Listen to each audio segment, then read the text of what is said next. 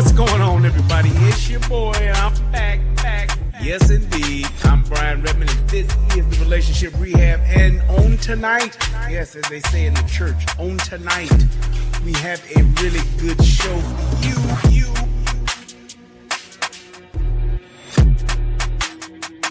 It is what it is, man. But thank God for Rumble. That's all I can say, man. And if you have not, please go subscribe to my Rumble, because this here ain't promised. And also, subscribe to the Guru and the Whore over on Rumble too. Tommy and I about to start doing our show again. Yeah. When are we as black folks? Everybody talk about when black community gonna ever come together. When black folks gonna ever get it right. Will black folks ever be able to overcome? Oh, he been saying that shit for 40 years, since I've been around. I think it needs to be a little bit more basic than that. I know this may be a shocker. But when are we as black folks just gonna treat each other with respect? When are we gonna treat each other with respect? How do I better myself? It's by doing the work myself. I need to work on myself. By changing myself. How do I better my people? I need to change the thought process and the thought patterns of our people. Period. That's just what it is. Period. That's just what it is. I don't think that the social engineers were able to see it this far, but the idea and the premise to say, hey, if we can get the main decision maker and the leader out of the home, then we as the government can essentially control this group of people. And that's just something that has been factual with just society. When the man is not in charge of the home, when the man is not present in the home, then it leaves the family vulnerable. It just does. And so I believe that was done purposely for a position of control. What racist system is holding back the 3 black mayors? 3 black mayors. They don't fucking care. They let these niggas run over the streets. They let these niggas. I'm just saying. What system is holding back the mayor of Chicago? What racist system is holding back the mayor of New York? You tell me. Fill me in. Let me know what racist system got these mayors held back. Ain't none.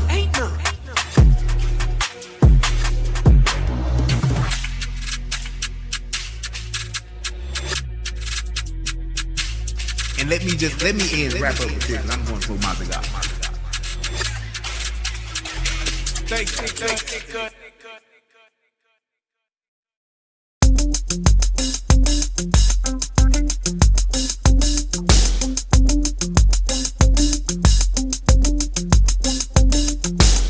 We keep the party jumping all night long until we into the early morn. We don't stop and we don't quit, cause we drop hits and it's dope shit. There's a party at the Wild Wild Club tonight, and the party ain't over till the morning light. We them ballers from the 1, 2, 3, rolling VIP. We bought the bar, so we drinking MREE. I brought a brand new 6, and you haters despise, cause when the wheels stop the spinning, grown hypnotized. Teeth chatter from the ice on my neck and wrist, and you can dance if you want it or just I be rolling down the street, smoking hydro, sipping on gin and juice, baby. I be rolling down the street, smoking hydro, sipping on gin and juice, baby. As the Hennessy into me, I roll weed, how I'm finna be, cause that's me. Banking for a century, with my G's, pouring liquor for the memories. Feeling free, where them thugs in the clubs now. We getting high, drunk till we lazy eye. No lie, we them Bentleys that roll by. That's right, we them cats got them hoes like all night. We the baddest and we know this. A bunch of thug motherfuckers taking no shit. Y'all Mars can't hang with the Wild Wild. They got the nerve to try to perpetrate with our style. So we them players riding out in them 6-folds, rimmed up, hitting switches, fucking thick hoes. Smoking blunts all night, getting our rocks off. Pissy drunk in the streets till the cops off. See, we untouchable while y'all get the wax hit. It's VIP anywhere that the max hit. So y'all cats better recognize who I be. A thugged out young millionaire from the streets and no I be rolling down the street, smoking hydro, sipping on gin and juice, gin and juice, gin and juice, baby. I be rolling down the street, smoking hydro, sipping on gin and juice, gin and juice, gin and juice, baby. I'm from the crew that can't be stopped. Jump in my ride like my car, baby, drop your top. I ain't even on that bullshit. I'm in the full clips. I'm about to stack chips, fuck dips, rock hips. As I ride off the scene on dubs, blow hate and blow me. On my way to the club, I know this beat is hot to death, so I'ma thank Mac Love. We left them corners long ago, but we still rap for the thugs. And I'm like ecstasy when you're next to me. Wild Wild is the only niggas close to me. The only ones that done show me love.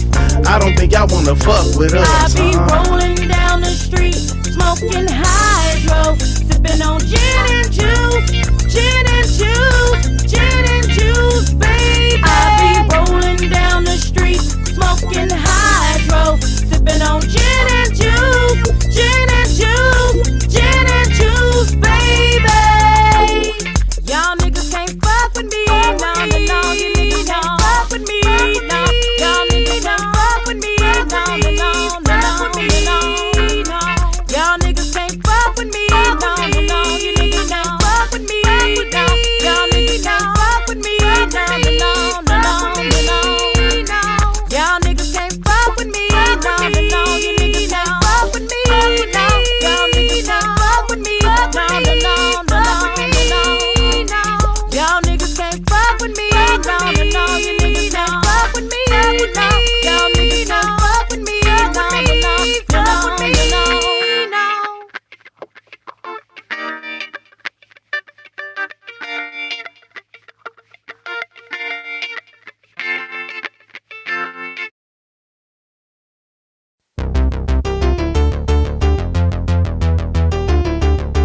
This for the niggas and bitches and niggas who be hitting them switches and pulling them triggers, who be crumbling weed and rolling them swishers. Keep on banging on corners and drinking that liquor. Keep that thug shit real when you fucking with me. Keep your sights on steel when you gunning for me. I put my pistol in your mouth and tell your ass to goggle. Gangsta shit so potent it should be sold in bottles. Take a sip and go to hell, get drunk and then end up in the trunk. Fuck jail, you thinking DUI? No, that ain't how you die. It was my thugs and slugs that was the reason why. You niggas thought I was soft, but now it's blood that you caught. And now these shells hit the ground as I'm busting off. 9 double in Beretta, no there's nothing better. Tear the flesh in your chest and now your shirt is wetter. Me and this Wild Wild together like we husband and wife. This gangsta shit ain't just a song, it's a way of life. We are the thugs.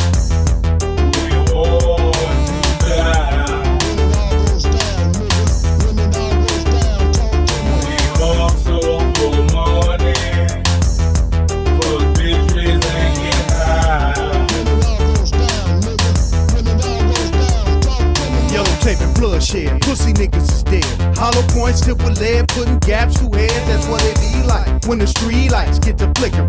Niggas get to bickering and slugs get to tickling. We them niggas that just don't ask. We take your cash, transplant or put in your ass. Right hand to your left eye. Hey, Mr. Tough Guy, when slugs fly, I guarantee your shirt won't dry. In times of peace, my niggas playing wars. Stack dope, sit mowing, then we bang wars. We been through gang wars. We bout that green, we bout that murder scene. Pull a tool that's sure to leave your shoulders clean. Cause when it all goes down, I got that heat. You was slow on the draw, and now you burn me. Because we are the thugs.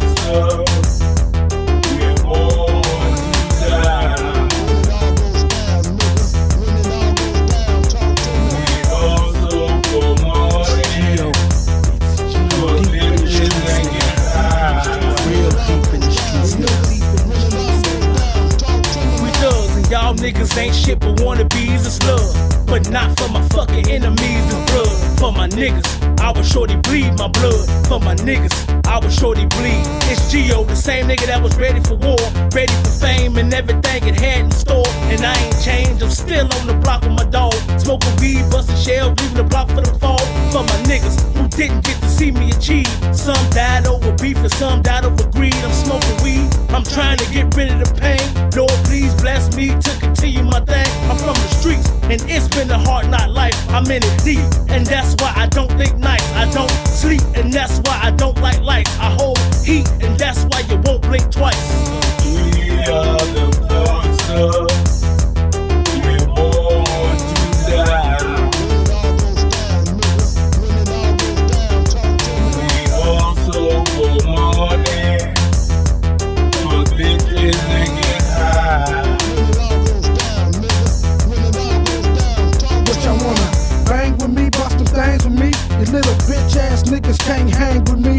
Why be the hood of the no good? Breaking your studio niggas down to the flow wood. I'm here to check the game, nigga, respect the name. Or I'ma pull my 4-5 out and select the brain, inject the pain, and leave you for the news to cover. Another victim of Mac Lover, wild motherfucker. Y'all ain't never seen a motherfucking street like me.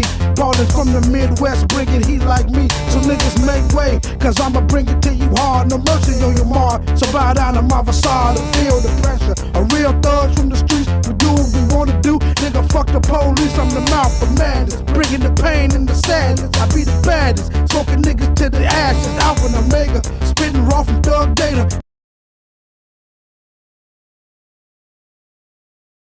My better adversaries blast so tight. And fuck your boyfriend, bitch. I want some ass tonight. You know my stilo, Alizea Cristal. We sure you heard of all the freaky shit they say about me. Huh. But all you busters is jealous. Pull you out the blast. I tell you niggas to open fire. I murder that ass and disappear before the cops come running. My Glock spitting rounds, niggas falling down, clutching their stomachs. It's West Side Death Row. Thug niggas on the rise. Buster shot me 5 times. Real niggas don't die. Can you hear me? Lace with this game. I know you feel me.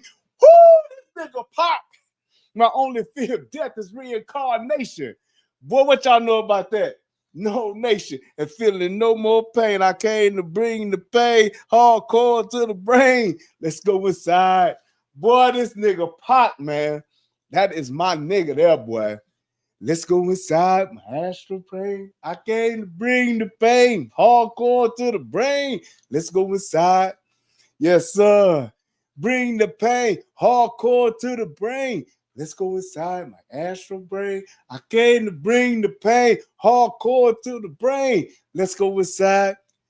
Bury me, that's what they all say. It's time to make a killer, sure to make a million with Devontae. Bitch, I know you want me, what your mouth say. Now watch your eyes, you don't want to get with me. That's a lie. I got my hands on your hips. No time to bullshit. Freaky bitch, come give me kiss.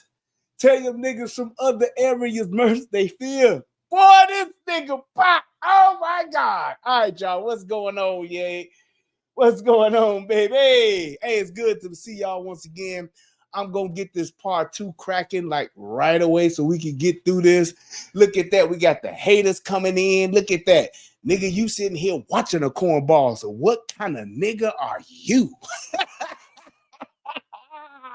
This nigga, you tuning in to watch me, nigga. I don't even know you.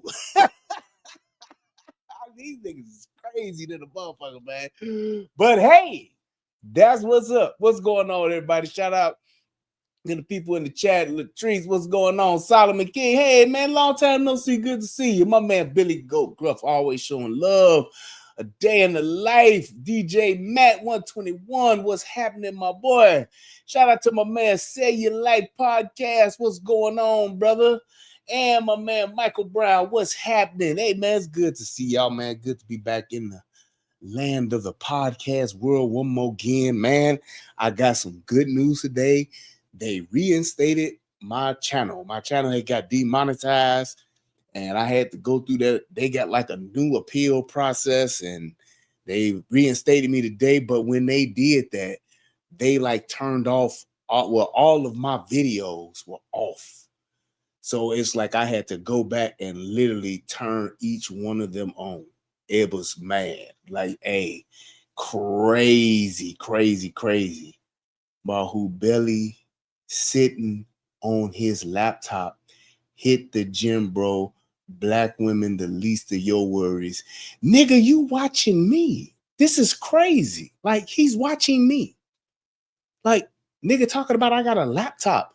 Nigga, the shit I got in this studio probably is worth more than everything you own. At the end of the day, nigga, you don't know what the fuck I got. But I tell you what, my boy, this is how we do it over here. Take your pussy and go get it fucked somewhere else. You can't do that shit here. So go ahead and get the fuck on. And yeah, we're gonna keep it moving. Yep. Yeah. Go ahead and get on up out of here, my boy. How about that? How about that, my boy? How about that? Yeah, I don't. Hey, I don't know, but yeah, nigga, take your pussy somewhere else to go get fucked. You can't get it fucked here. I know you had your lotion out and you was ready, but I'm not gonna do that here with you. So go get your boy pussy fucked somewhere else, nigga. All right, so everybody, if you did not see the show yesterday, you can still go back to the channel and watch it. Please make sure that you subscribe to the Rumble because the YouTube joint was starting and stopping. I guess the algorithm censor things or whatever was trying to censor it, saying like I was playing the content, but it went back and at the end it did fix it and it played the whole video. So if you want to do that, then you can go ahead and check that out. But if not, make sure you subscribe to the Rumble because it played all the way through on Rumble. Shout out to Rumble. Rumble let you keep it a buck. That's why I love Rumble. Let you do your thing. I just wish they was as big as YouTube, but they're not. So that's why I'm broadcasting on both. So without further ado, we're going to dive right back into this next segment, which is both. Let me pull it up. I was about to just start without telling y'all what I'm doing. Here we go. Presenting, and we're going to change that to that, and we're going to switch that and bring that one up. And oh wait, I think I'll put myself in the corner. Yeah, we'll do that. That way you can see the whole screen. All right, so next up is both major U.S. political parties have contributed equally to the rise in political violence. Okay, I got my thoughts on this already, but we're going to go ahead and Political parties see what they have contributed equally to the rise in political violence.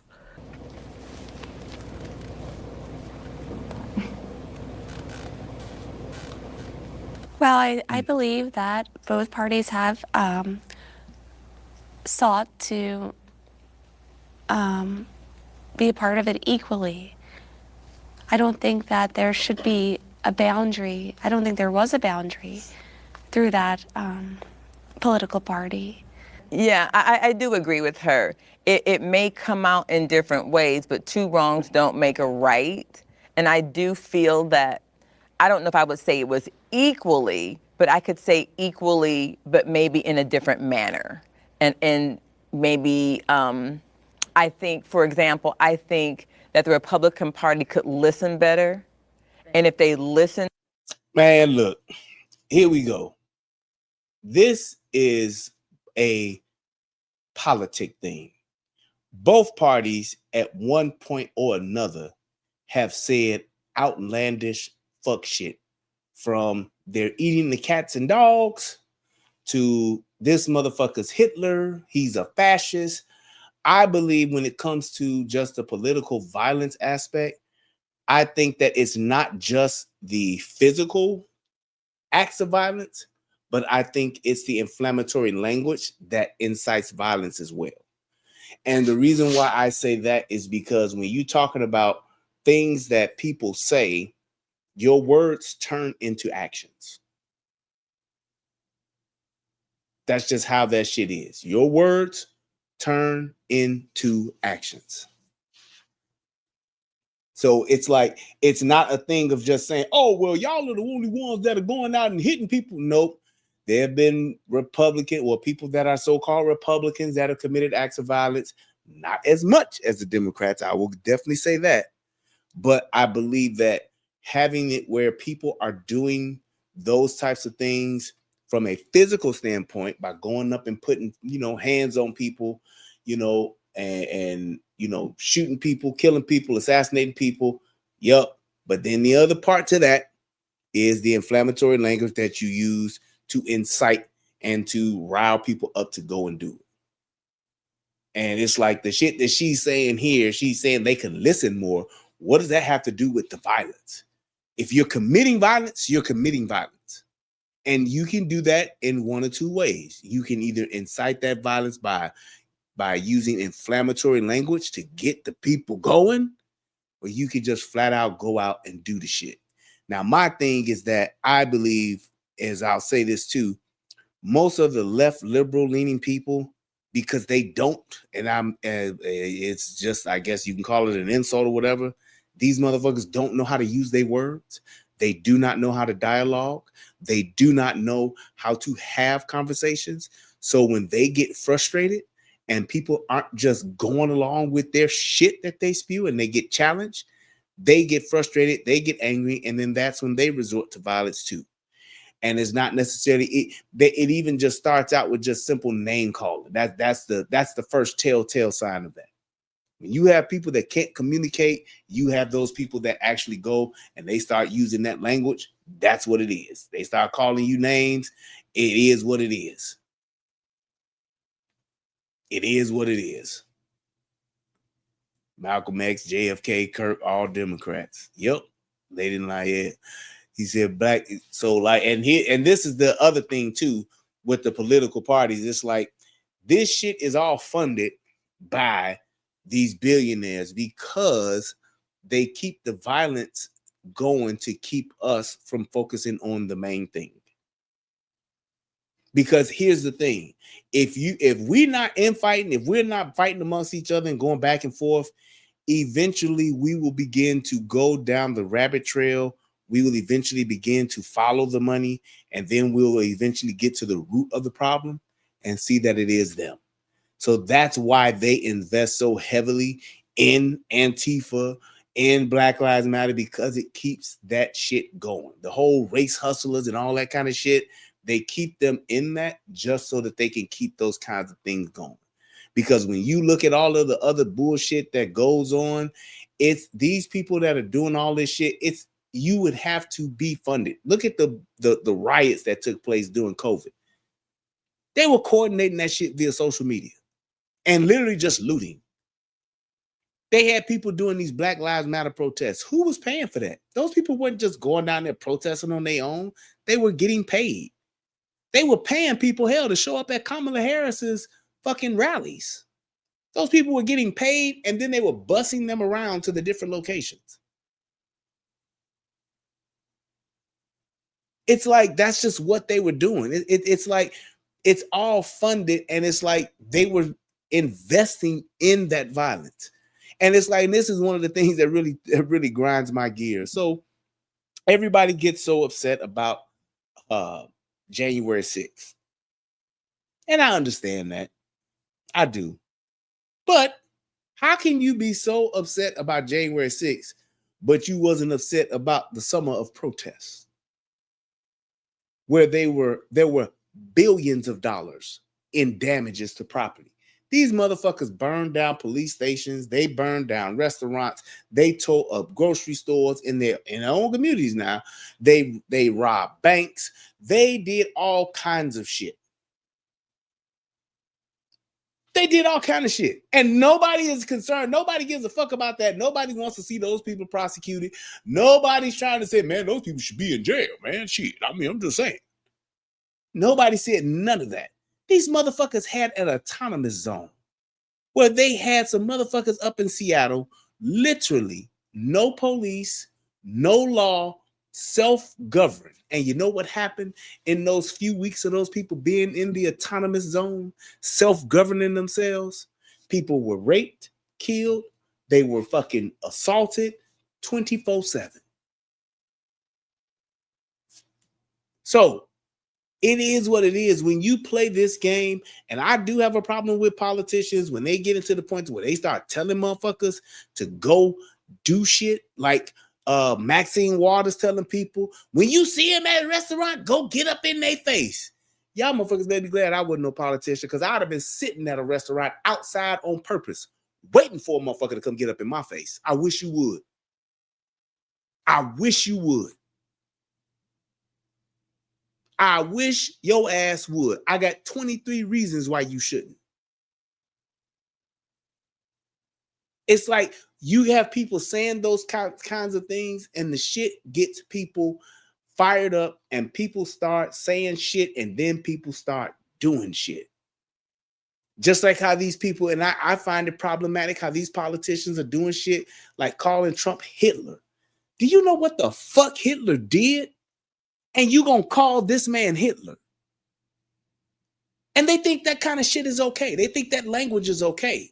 And that's very problematic. The shit they said about Charlie Kirk. It's like y'all just keep saying shit that is unfounded, and y'all making shit up because you want to make people be violent. Y'all like that shit. Y'all like to stir motherfuckers up to where they want to go and do something to people. But then when they do something to y'all, then it's we got to stop this. When the motherfucking rabbit get the gun, now it ain't no more fun. Let's be adults now. We have to let bygones be bygones and let's move forward. That's bullshit.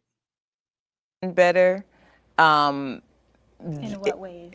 I remember during 2020 and all the riots, I remember watching a clip on social media, and the sheriff was like, I don't know why you're tearing up my city. Like I don't understand. And I felt like the Democrats are very emotional, and it feels like sometimes the Republicans aren't. And they're just very, hard line. This is the way that it is. And one thing that I believe is that there's no dialogue between the parties. There's no dialogue between people. And when we're not dialoguing and coming together to build community, we miss things. We don't understand things. Going back to a point that you made, we don't see black and brown in certain industries. You saw the unfairness, but then how do we build that by getting involved in communities? So when we look at the fact that, do I feel that the calling people Nazi and calling people Hitler, for those of us who grew up watching Anne Frank, reading the books, going to some of these places, you're like, well, he may be many things, but he ain't Hitler. He may be many things, but it's not, and it's a name calling. But that's very problematic. I remember one time, and it's something I've never forgotten. I never forgot this because it was funny, but then it's funny, but it's very true. I was watching Seinfeld once, and George Costanza, he said, "It's not a lie if you believe it." And that shit, it was in the context of the show, the shit was funny. But it's like the other thing too, if you tell a lie long enough, it'll become the truth. And that's my problem when you use words like that, because people who don't know, and there are so many of us, not just black folks, but just people, period, that are just misinformed, that will not go and verify, that will just trust and not verify. There are so many people that will just hear what you say and run with it. And those are the ones that are dangerous, because if they hear it long enough, they will begin to believe it's true. Even when you show them the facts and you show them the actual truth of what is being said, they've heard it so long, it's literally just, it's like they've been brainwashed, and there's nothing you can do about it. It's like when you hear people say things over and over again, and if you don't verify it, but you start to believe it, and then you keep hearing it, just like how they always bring up this thing on Trump about there were good people on both sides, and he did not denounce the KKK or whatever they was, the Nazi, Aryan Brotherhood, whoever the fuck they was. And literally, it's just that the media took a clip and they clipped that part saying there were fine people on both sides. Now taking it out of context, because right before all of that, before he said that, he denounced it. I'm not talking about the motherfucking Klansmen and them Aryan Nation Brotherhood, all them motherfuckers. I'm not talking about them. Those people, I denounced them. I'm not talking about those. I'm talking about the regular people that were there. There were good people on both sides. They literally cut that shit out and just kept playing that small clip. Then people kept repeating it. And then as the people kept repeating it and kept repeating, he didn't denounce the Klan. He didn't denounce this. And then when you started showing the people how the media cut it up and how they put it out there that way, people had nothing to say. Well, he's still racist. So you telling me this, I show you that you're wrong. I give you clean cut evidence of this shit being wrong, and you still won't recant and say, damn, I was fucked up what I did. I shouldn't have said that. I shouldn't have said that. That was wrong. Nope, they won't do it. But I do hear it on the right as well. And I hear it more than what She's really by wrong his own with it. people. They Was that figured that justifiable? to Time, please just let her Okay, I finish didn't her mean point. that. I'm sorry. Thank you. So anyway, there's a stark difference to me. Why? Let me tell you. Nazi, Hitler, fascist. You know, the guy... insensitivity I wanna hear could what be she said to say could be that. considered a nonverbal way of being just I as think much there's so. a stark difference.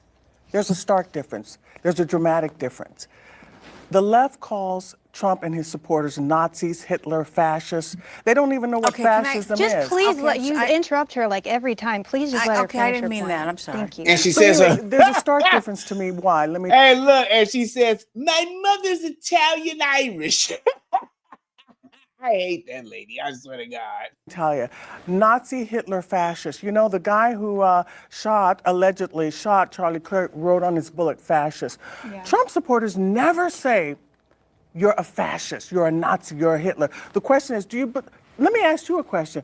Do you believe it would be justifiable if someone killed Hitler or a Nazi? Is that justifiable? well, there were several plots against him by his own people. They Was figured that justifiable? to save if it I they see could where have she's done it going. earlier and saved millions of people. Yes. Exactly. Do you believe it's That's where she justifiable going. to kill I Hitler like or that. a Nazi? And you equate Trump supporters and Trump with Hitler and Nazi. And there... She's right. 1000% right. And that is why politicians do that shit. And look, they want him dead because of what he has come and stopped, which is the taxpayers' gravy train. That's why they say it. They don't like the fact that he's fucking with the money that they have been able to frivolously control and squander and pocket and hoard for decades. Because he's stopping it, they use those type of words so that they can help people justify killing this man. She said it. Great job, ma'am. Matter of fact, I got an applause on here somewhere, don't I? Let me find it. I can't find it. Missed opportunity. Oh well. Let me make this. And therefore, you can kill Trump supporters and Trump because they're equated, they're equal to Hitler and a Nazi. Okay, please let me do this one. How many Democrats have gone out mass shooting? How many Democrats have made assassination attempts on presidents or anybody else? The vast majority of them, frankly, are white Republicans. Did she just say that? Did she just say that? Man, this is what I mean. They literally don't know. It's very frustrating to dialogue and to have conversations with people when all they do, it's not that they are speaking incorrectly. I have a problem with it when you're just saying shit. That's what I have a problem with. When you just saying shit and it's unfounded, not even close, you just way the fuck off. I have a huge problem with people that say that. I have a big problem with people that just say, you talking about a pet peeve? Don't just say some shit to me At least let it come from something. At least be able to explain how you arrived at that point. At least be able to show me how you connected those dots to get to your thought and why you said it. Don't just say some shit. Amanda K said white women don't claim. Shout out to Amanda K. That's fucking nuts. Did you hear what she just said? All of those people are fucking Democrat liberal motherfuckers. The only one I can think of that was a Republican was the dude that went and attacked the senator at the softball game. That's the only one. I mean, and correct me if I'm wrong, but that's the only one that I can recall is the dude that went and attacked. It was a senator or whatever that he attacked out at a softball game a few years back. Maybe back in, I don't know, 2020 or 2019, 2017, some shit like that. I don't remember. But that's the only one that I can think of. Men. I don't think that's accurate. No, that's not accurate. That's not accurate. You can't. Yes, the data is there for that. Where do you get that information? Yeah, I'd love to know. From history. From history? From history. That the majority of homicides are committed by. I didn't say homicides. I said mass shooters. Oh, mass shooters? I said well, mass. now we have a new phenomenon, right? Trans shooter, transsexuals, transgenders who are committing mass shootings. That is not happening. That is not happening. All right. Can I just say? She said that is not happening. Ma'am, it literally just happened twice.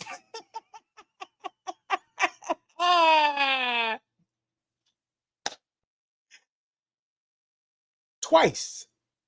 It literally just happened twice. And she's saying that is not happening. That is not happening. Nope. That's just nope, not happening.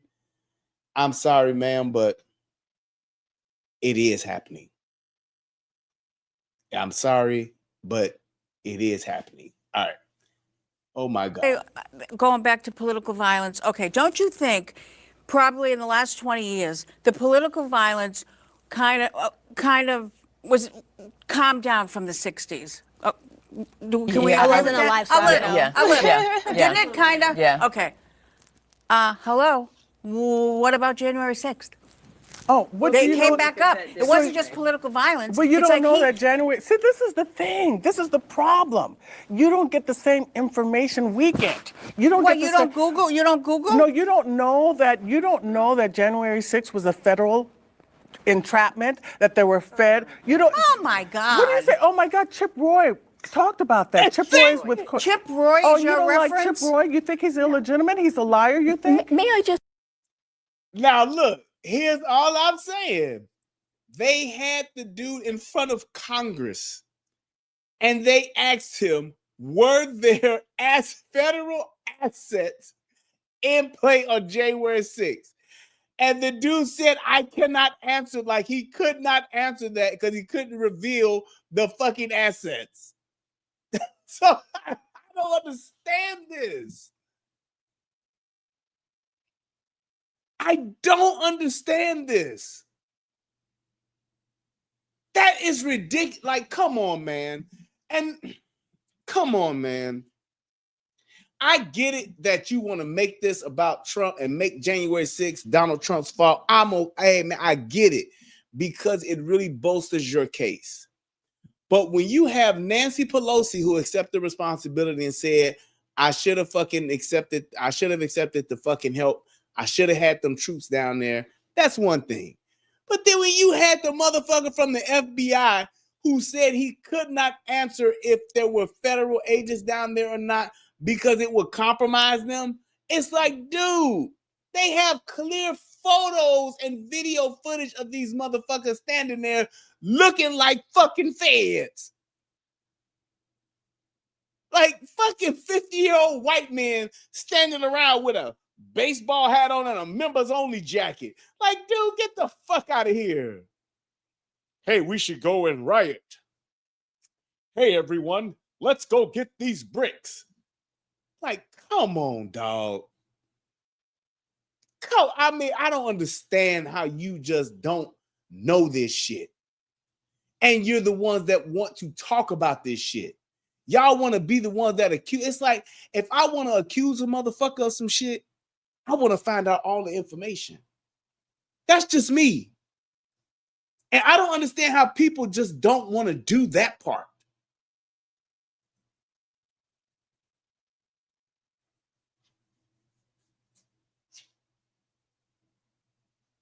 I don't know if the dude name was Steve Scalise. I thought he was he? Okay, so wait, Jeffrey, I might be wrong then. So was the dude Steve Scalise a Democrat and he attacked a Republican? I thought it was a Republican dude that attacked a Democrat. That's what I thought it was at the softball game.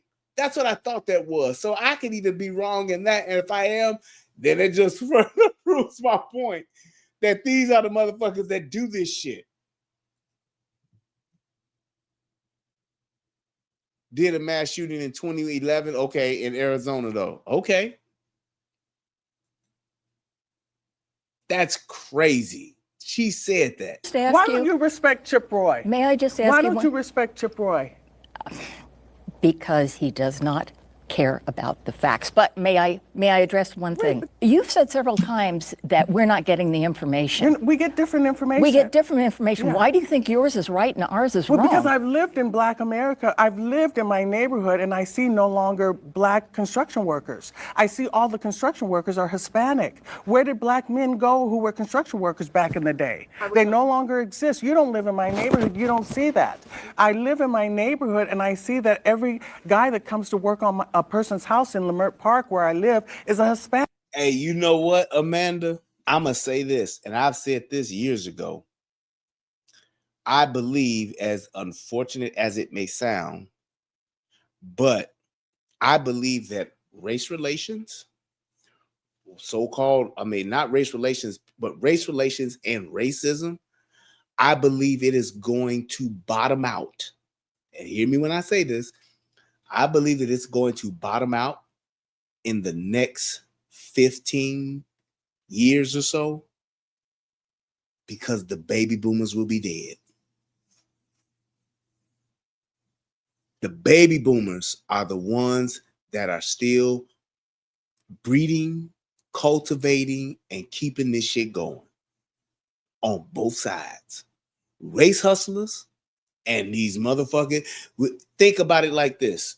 How many race hustlers that you have and the race hustlers that are prominent today, they are baby boomers. They are all baby boomers. And when those motherfuckers die off, those motherfuckers will be, there will be such a large group, a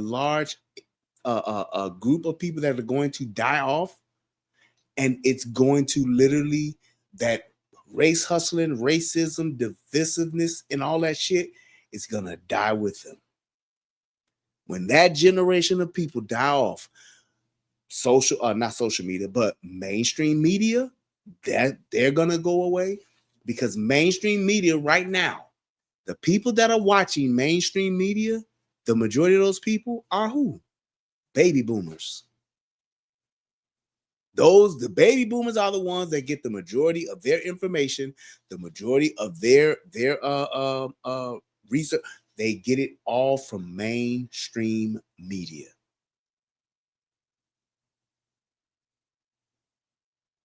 I'm just saying, this shit is going to change when those babies, and they're starting to trickle off and die now, but when the majority of them die over the next 10 to 15 years, that's when you're going to see a real significant improvement in just the whole, you racist, they doing the black folks like this, and they doing us like this because they racist. All that shit is going to go away. The children that are coming up in our generation, what we call the young folks, the young niggas, they don't even trip on that racist shit. The percentages of those people that still try to keep it going, they are so small. They are a fraction of what it is today. You look at the young people, you look at these young kids today, they don't even subscribe to that shit. They so busy Facebooking, TikToking, and YouTubing and all that other shit, they ain't got time to be calling motherfuckers racist. But mark my words, as these boomers ride out, so will a lot of this racism shit. Just mark my words. Where did black men go? Where did they go working jobs? They went, hopefully, to better jobs, better You paying don't know jobs. that, though. No, neither do you. You don't know that. Yes, I do. Yes, where I did do. they? Well, where did you they know go? why I know? Because I know the data, and I know that black Americans have been voting for the Democratic Party for the last few decades since the 60s, and we are facing zero median wealth by 2053. I know that black American families were two-parent households. A traditional family in the 1930s was 87%. In the Dropping fact bombs. 1960s, we went down to 65% when LBJ delivered his speech at Howard University. We are now at 25 to 30% two-parent households. I wouldn't say that that's the fault of Democrats. I think that is absolutely the degradation of. I hate that pandering lady. I hate that pandering, condescending attitude. I swear to God, I do. Yeah, it's gonna keep going down, guys. Over on YouTube, it's gonna go down and come back and go down and come back. Just go over to Rumble if you can and watch it from there, because it's not going to be interrupted on Rumble.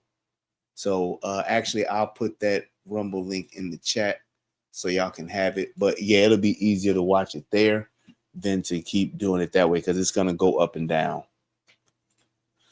Yeah, but she's saying that she don't think Democrats did that. No, actually, Democrats did do that. Lyndon Baines Johnson in Title IV, that was the catalyst to launch that whole single-parent household shit. That's when they started giving money to mothers that were in single-parent households. That's when they started all of that shit where a man can't be in the house and all that shit. And women, black women, ate that shit up.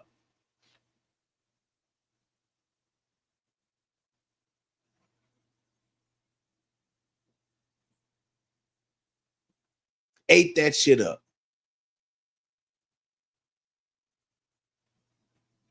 That's all I'm saying.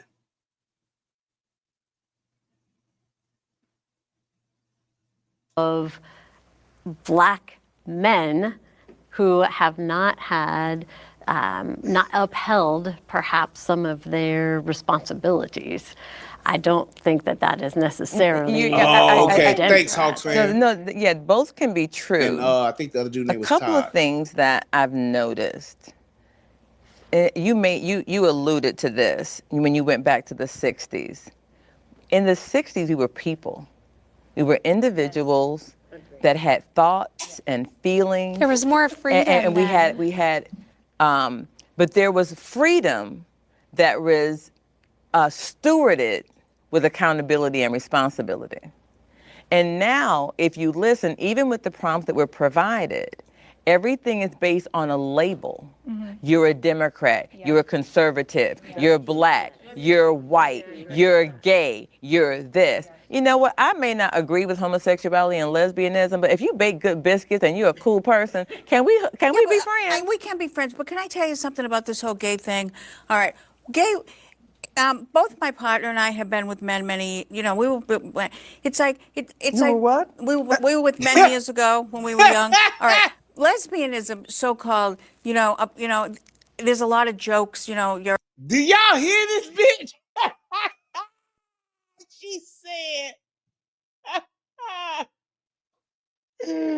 She said, yeah, we both been with men, and we were with men before, and we were.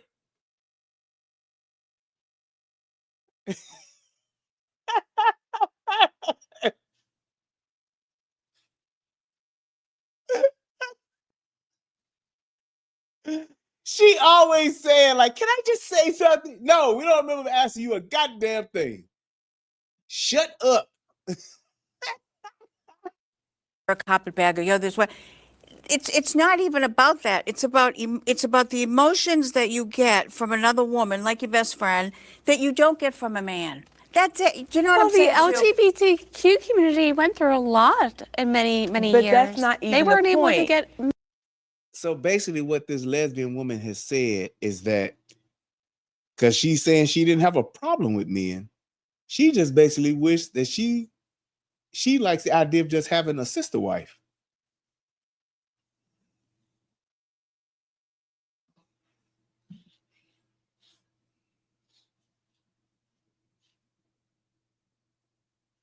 I'm just saying.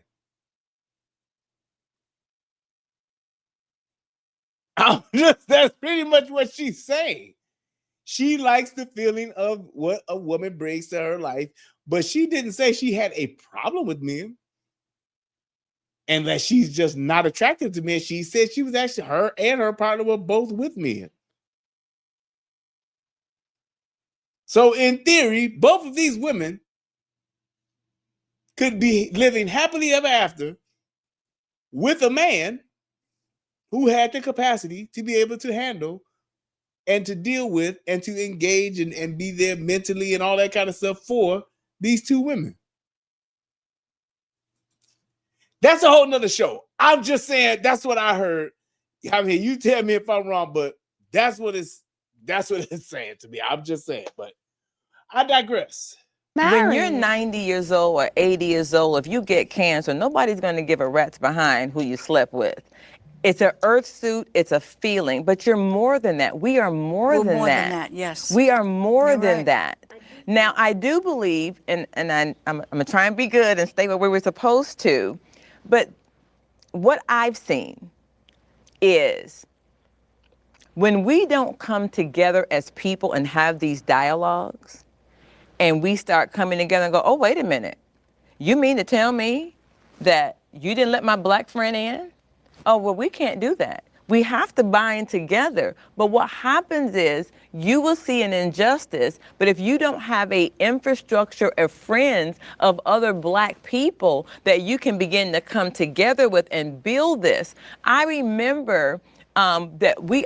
Okay, she's going to be long-winded again. I'm going to go ahead and go to this next part and get to the next question because I think we kind of like covered this part. We kind of like, yeah, I don't want to keep dragging this one on. So let's go to the next part. Hate speech should be protected under the First Amendment. Let's hear this one. Hate speech should be protected under the First Amendment. Okay, we have no dissent here. Wow. Do you see that?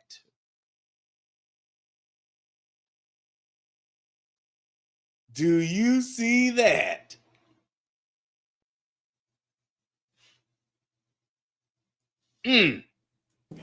All speech should be protected under the First Amendment. So why are they pulling people off the air? Because see how she let that Jimmy Kimmel slip out? It's wild as hell. They express opinions that the government doesn't like. I think that's how you're shaping the narrative, and that's what's wrong. See, this is what the legacy media is a tool of the establishment and the globalists and the Democratic Party. I'm going to say this because it needs to be said, and I would be remiss if I didn't. I don't think that I've ever seen some black women speak this well, this articulate, this concise, this on point. I don't think I've probably seen that maybe since Shahrazad Ali. And we know how long ago that was. I'm just saying. A group of women? Now I've seen women here and there speak like, speak with some goddamn sense to a large degree. But a group of black women speaking like this, and they are, what should I say, ladylike. They haven't cursed. They ain't dropped no F-bombs. They ain't dropped no MF bomb. They have literally been classy black women who are actually speaking quite well. Even if you don't agree with everything they saying, they are speaking quite well. I must applaud them on that. That is like, wow. There's my applause.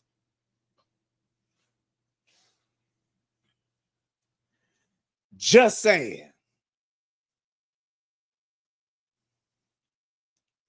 Just saying. I got to give it to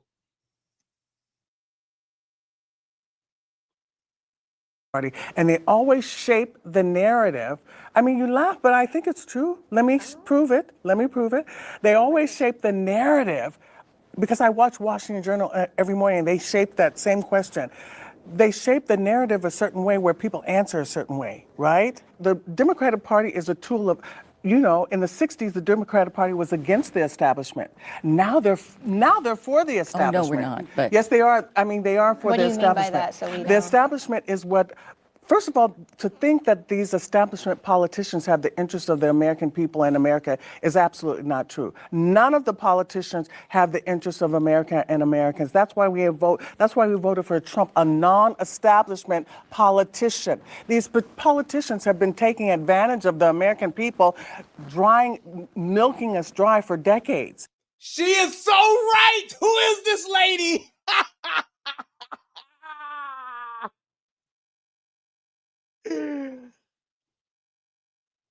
Now, y'all know I've been saying that. I have been saying that for the longest time. We need to stop voting for politicians and start voting for businessmen. Politicians, especially career politicians, are so fucking problematic because they don't have an understanding of business, which means they don't have an understanding of how to build relationships. They don't know how to make deals. They don't know how to bring people together and have a meeting of the minds. They don't know how to do that. They just get into this mindset of wanting shit their way. They're like fucking Burger King. They want it their way, and that's it. I have been saying it. We need, and that's one of the things that I definitely like about Donald Trump. He is a fucking businessman. And you know what's so funny? People always say, yeah, he a businessman, but he done filed bankruptcy so many times before. And you know what that tells me? Is that every time somebody says that, it lets me know that usually those people that say it are not businessmen or women. They don't know jack shit about business. And they are just flat out haters. Flat out. Because anybody knows that filing bankruptcy or whatever the case may be, that is a part of business. Businessmen do it all the time. Hell, celebrities do it more than businessmen. There are so many fucking celebrities and motherfucking musical artists that you don't know are fucking rich broke. It's ridiculous. It's ridiculous. TLC and all them filed bankruptcy. What is we talking about? You mean to tell me they weren't successful? They had shitty contracts, but you can't tell me that they weren't successful. Hottest fucking girl group of all time. Them bitches went and sold over 10 million records in the fucking 90s on one album. What are you talking about? But because they they filed for bankruptcy, they less than come on, man, stop it. Motherfucking Steve Jobs nigga was bankrupt. People don't even know that. Bill Gates had to give Steve Jobs some money in order to keep Apple afloat before Apple got as big as it got. Before OS 10 and all that shit took off and the iPod and all that shit took off, motherfucking Apple was about to go under. Bill Gates came in and gave him some money to keep him afloat. How about that? So you telling me Bill Gates ain't a good businessman? I mean, Steve Jobs wasn't a good businessman? Is that what you telling me? Like, come on, man.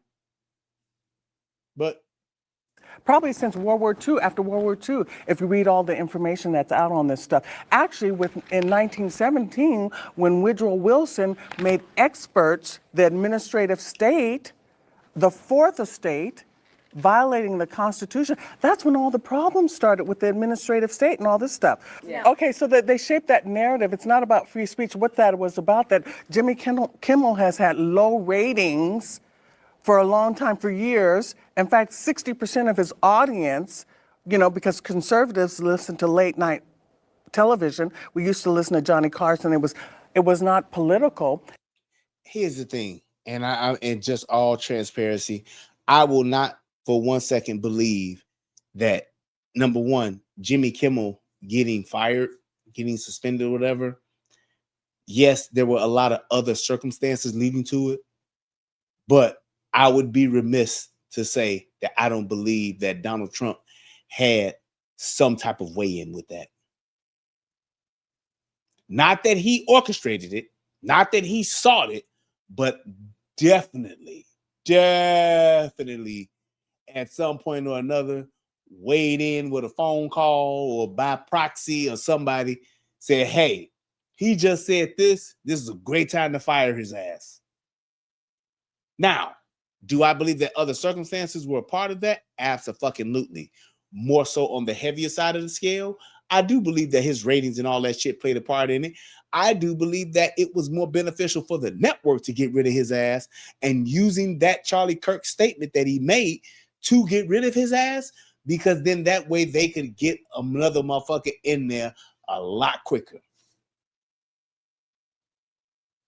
I do believe that, but I don't think that Donald Trump was the sole catalyst in that shit happening. He just ain't got it like that. But I do think he whispered to a motherfucker, like, yeah, it would be cool if y'all fire this motherfucker. Yes. And my thing is, y'all talking about freedom of speech. Where was freedom of speech when Trump got kicked off of all the social media? Again, it ain't no fun when the rabbit got the gun. Where was all this shit at, all this outrage and shit about this, when motherfucking Donald Trump was getting sued with these frivolous fucking lawsuits every fucking day? He's having to spend hundreds of $millions for his legal fees. Y'all do realize that this man wasn't a billionaire and didn't have the money and the assets that he has? He would have just been buried and would have went to jail. Y'all do realize that, right? So I'm just saying.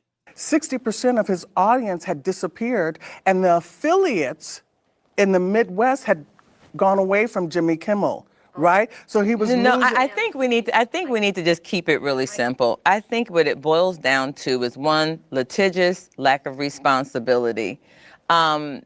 People don't want to be sued, and the media, left and right, forward or backwards, it's like a chessboard, and they're using it to pit us against each other.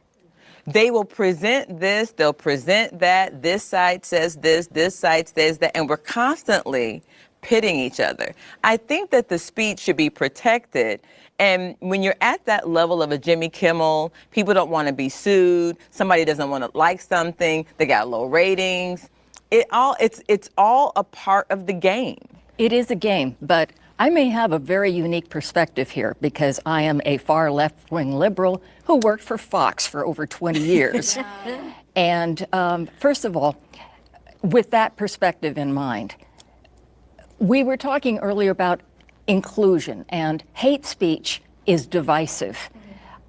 What I am seeing now is that the administration is making divisiveness, name-calling, them and us, acceptable. You're right. Back in the... What fucking world does this lady live in? Because she must have been asleep for the past 8 years. She must have been asleep for the past 8 years. I'm just saying, she had to have been. And they just woke her up last week. Damn, what the fuck did I just do? They just woke her ass up for this show. Name calling? That is at the cornerstone of the liberal left democratic plantation, people. That's all they do is name call. Why would she be saying this? 60s, we were people, we were individuals. We are now being separated more into groups than at any time since before World War II. But we can't blame that on one person. We all have a responsibility. See, freedom of speech does not mean lack of responsibility. Agreed. There's a consequence. But the Democratic Party started this identity politics. They put us all in boxes.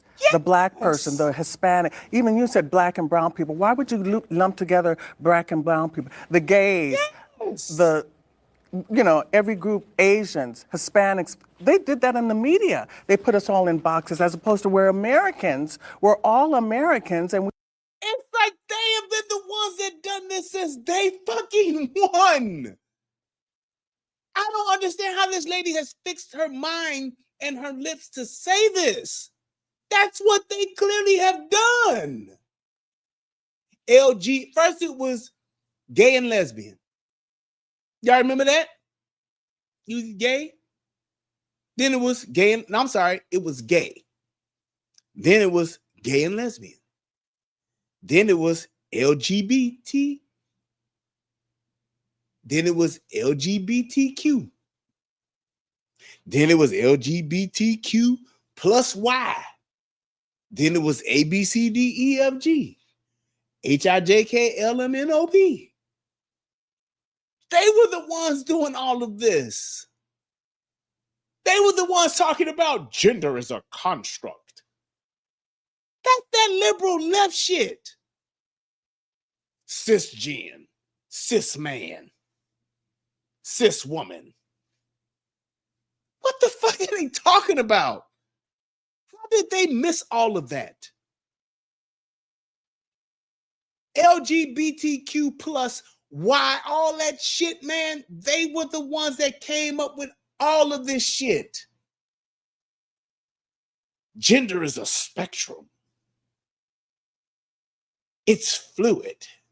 One day you can be this, one day you can be. They came up with all of these different categories for people to be in. This is unbelievable that she's saying that.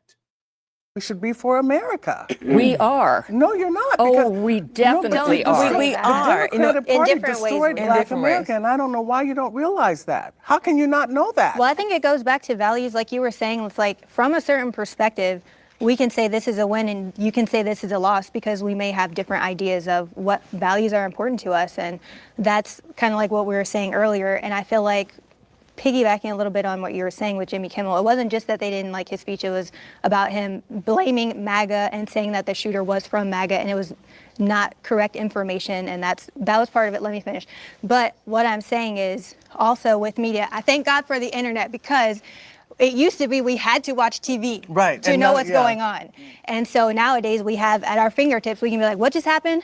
Who said what? And that's why, like, for me, I'm very adamant, and I'm sorry for being so emotional about it, because like today I already feel heavy with the whole memorial thing. However anybody feels about it, it's a guy, he had precious life. So anyways, I feel like nowadays, I feel like for us, like me and my husband, we're talking online and people are like, you shouldn't like him and you shouldn't be this and because this. And I'm just like, if people would really just do their research and not look at clips and not just look at a quote. I think all of us should do that whenever you see any story. And I feel like with mainstream media a lot, you see these clips. And I feel like She just said something very powerful right there. And here's my thing. Clips and snippets are intriguing for me. They are intriguing for me because I know that when I see those things, for me, I want to get the context. I want to get the additional information. I want to get the surrounding data around what that clip is about. And it's very odd to me, not that people like clips because it's just a short attention span, but people who want to give their opinions and speak on these clips. How do you not do your due diligence and find out everything that's being said about it? How do you not want to figure that part out?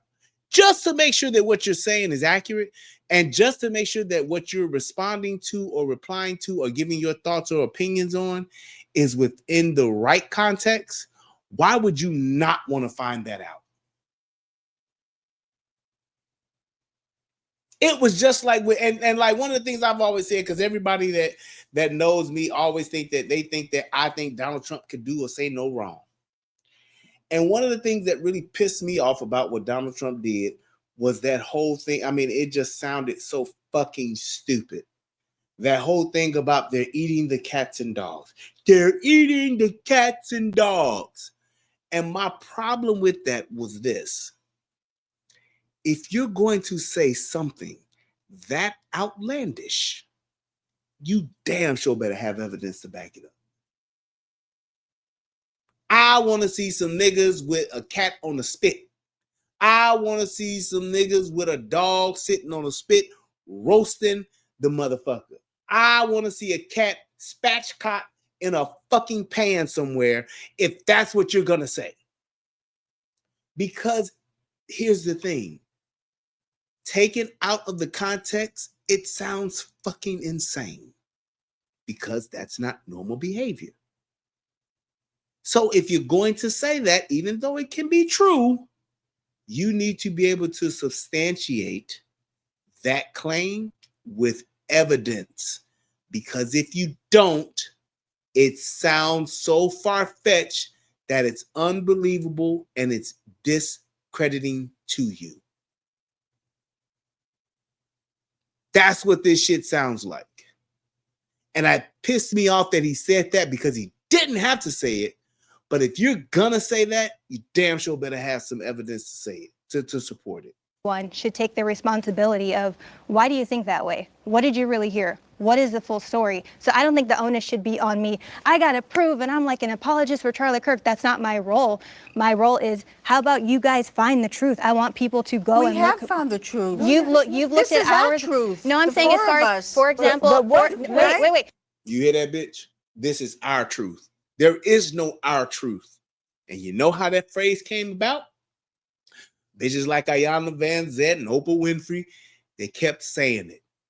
Speak your truth. Speak your truth. Tell us your truth. Nope, it's speak your point of view. Tell me about your experience. Because that just because you have an experience doesn't mean that it's the truth. The truth is just that, the truth. Your truth is no such thing of your truth. It's your experience. But because we let people say it for so long, you got my mother's Italian and Irish. You got those type of people believing that that's what this is our truth. If we all got our truth, then what the fuck is really true? That makes no sense. It's stupid. And I wish people would stop saying it, but it's going to be hard because they let people get away with it for so goddamn long. There is no my truth. You have your experience, your point of view, but there is no your truth and my truth. No. You tell your side, I tell my side. You give your opinion, I give my opinion, and there are facts and truth that we can discuss in that, but it's not yours or mine. It just is. Jesus wasn't talking about, yeah, I'm speaking my truth, man. I'm the son of God. Come on, man. For example, just with the Charlie Kirk stuff, have you watched hours and hours of his conversations, debates, Q&As? My daughter has. And so it's not up to me. It's not a research paper on everything Charlie Kirk said. It's like, you could go look. That's the beauty of the internet. You could literally go look. So I don't have to give a list of 5 things. You can go yourself. But also, like she said, my 5 things are not going to be as valuable as your 5 things. And you might see my 5 things as a negative thing. So go ahead. Now, you do realize that when you are on the internet, the algorithms are tracking and they will feed you exactly what you are looking for, not if I'm literally searching and trying to find But both you know sides. why that argument doesn't trying hold? to find both sides. Because I was Democrat before for years, right? So I know, in fact, I even worked in media. I worked for Court TV. I've worked in a lot of media. I can't even remember off the top of my head, but we got all our information from the media. The media is an arm of the Democratic Party. Not Fox. Except one. I'll but tell you that, not just Fox. Not Fox, We got our but the one little rest of it channel. is. The legacy media is an arm of the narratives that they feed us is all the establishment narrative. And the establishment narrative is not the interest of the American people. That's why we like MAGA, put America first. So the fact that I was a Democrat before, I know what in fact, I went to liberal schools. I went to UCLA, I went to UC Berkeley. I worked in all liberal places in Los Angeles and everywhere. I know what the liberal position is. You've never heard how Black Americans feel about conservative values. You've never known that Black Americans were competing for jobs being taken by illegal aliens and mass immigration. You don't even know the data in the late 1800s when Frederick Douglass and W. Du Bois and Booker T. Washington and Marcus Garvey, they said, listen, we do not want mass immigration because that competes with Black Americans economically. They knew that in the 1800s, in the late 1800s. How come you don't know that now today? But that going back to what the prompt was, when we're looking at hate speech, just because we can doesn't mean we should. We should all have a responsibility for what we say. Agreed. Just because I think your outfit is pretty and she thinks it's crazy doesn't give her the right to say, well, I think, no. Let me think about someone else first. And so freedom of speech does not, hate speech should be protected. But with that speech, you have to consider that, how might this affect someone? All right, this is where she wrong at. This is where you're fucking up, lady. Because here's the thing. When you start to say just because you can doesn't mean you should about speech, now you're pulling at the very fabric of freedom of speech. Because who determines that? And that is the problem. Free speech, good, bad, or indifferent, however it makes you feel, should be just that, free speech. So just because she thinks your outfit is crazy doesn't mean that she should not be able to say it. If she wants to say it, she should be able to say it. Because just as soon as she says, I don't like your outfit, I think it's crazy, she should be able to turn right back around and say, well, bitch, I didn't ask you to wear it. Shut the fuck up. This is the problem with free speech. It's a double-edged sword. And you have to let that pendulum swing both ways. Because when you try to only make it swing one way, now you're getting into who determines what is and what isn't. And that is the beginning of the end of free speech. I can't determine what I should or shouldn't say. You can't determine what you should or shouldn't say. I mean, you can't determine what someone else should or shouldn't say. You can't do that. I should be able to say whatever I want to say. And if you disagree with it, we can have a conversation about it and we can discuss it. But you don't get to tell me what I can and can't say because you feel that it's not nice. You feel that it could be offensive. So what? Because sometimes you can offend someone to doing good works. Shout out to MLS. Just saying. They've already said that it's justifiable. They already said it's justifiable to kill Hitler and Nazis. We did not say No, that. she did say that. Yes, she did. say No, that. I'm just So saying, when but you we say didn't. justify- We didn't say that. That lady like, yeah, I did. Yep, I did. Yep, yeah, I did. Yeah, yep, yeah, I did. Mm-hmm. If you say it's justifiable, to kill Hitler and Nazis, this issue is not even an issue. If you say it's justifiable to kill Hitler and Nazis, and you call Trump supporters Hitler and Nazis, it's justifiable to kill Trump and Trump supporters. That's just the end of the story. Where are you hearing that we, as a liberal community, are constantly going around calling people Hitler and Nazis. It's on Washington Journal every morning. They call it Trump is a Nazi, Trump is an idiot, Trump is a Hitler, Trump is stupid, Trump is a racist, Trump is a white supremacist. Every morning on Washington Journal. And Democrats call Trump Hitler and Nazis. Alexandria Ocasio-Cortez, Jasmine Crockett. They asked Kamala Harris. Right. They asked I love Biden, Jasmine Crockett. Love her. Is Trump a fascist? Her. Democrats don't even know what a fascist is. Stalin was a fascist. Mussolini was a fascist. Trump is not Stalin. Okay? Let's have an opportunity for our side to talk a little bit about our prompt. So the prompt was about freedom. The prompt was about freedom of speech and hate speech. Right. So I actually think that we all agree that in the United States, one of the beautiful things about our democracy is that there is the right. I hate when people say that. We do not live in a democracy. We are a republic. I don't know why people love to say that.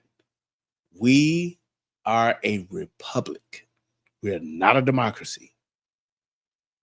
To say what we feel and to speak our truth.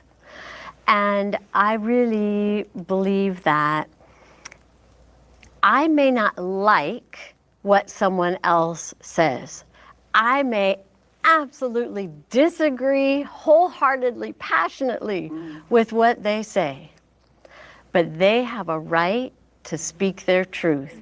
And no one, not a person, not a government, not the money, should shut that down. And right now, I see some of the government shutting down some areas of free speech. I see money shutting down free speech, because basically what is happening is corporations are afraid that they're going to lose advertisers, funding. Churches are afraid too. And so on. Absolutely, absolutely. And this is happening on all kinds of speech. Roseanne Barr lost her job because Roseanne Barr lost her job. A lot of During people the Trump might. administration. It No, wasn't she during lost her Obama. job because she said Valerie Jarrett, the Obama administration, criticized because she said Valerie Jarrett looked like a monkey. Dave Chappelle lost his job because he talked about transsexuals. We couldn't talk about vaccines. We were censored. We couldn't talk That's about the literally true. mRNA gene Literal therapy doctors were because we were censored. censored on the internet. Hey, we couldn't talk about the 2020 election.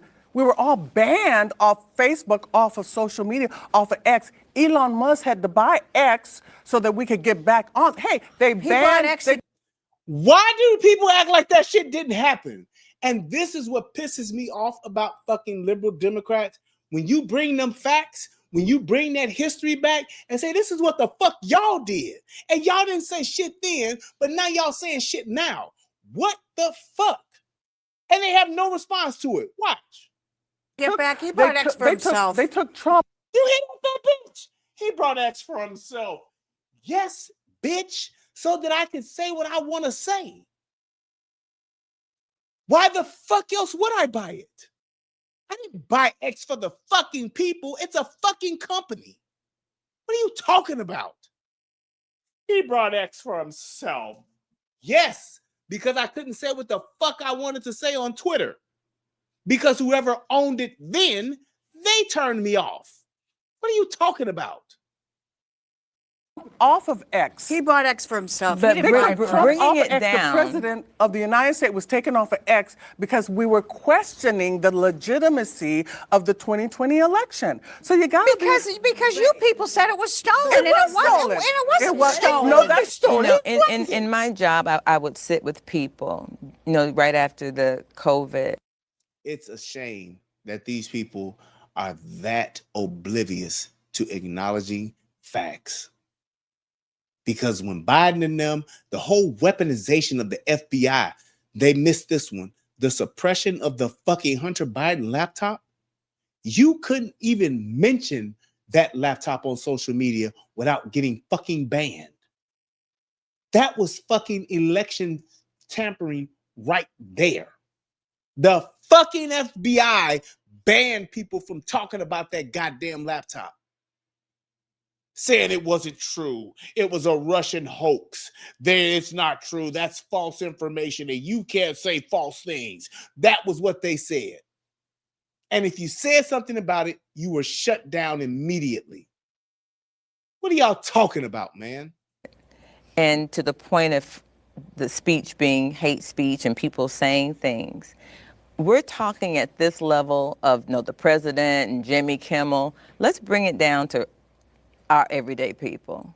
And everyday people, regardless of what they're transgender, black, white, purple, green, and whatever you are, if your earth suit, whatever your earth suit look like, people are tired and nobody feels comfortable. I was talking to a friend of mine yesterday. She's white, and she was telling me this little situation that happened. This black guy just drove by them at the hospital, and their job is to pick people up. And she goes, but they don't like me because I'm white? And I said, and this is what we both said, we now feel more aware that we are white or we are black or whatever we are more than any time in history. I have never felt more conscious that I'm a black woman, afraid to say what I feel, afraid to go, oh my God, I'm a Christian. If I say anything about this, they're going to shut me down. Everybody feels like that. And I think that and we're all saying the same things because we all want the same things ultimately.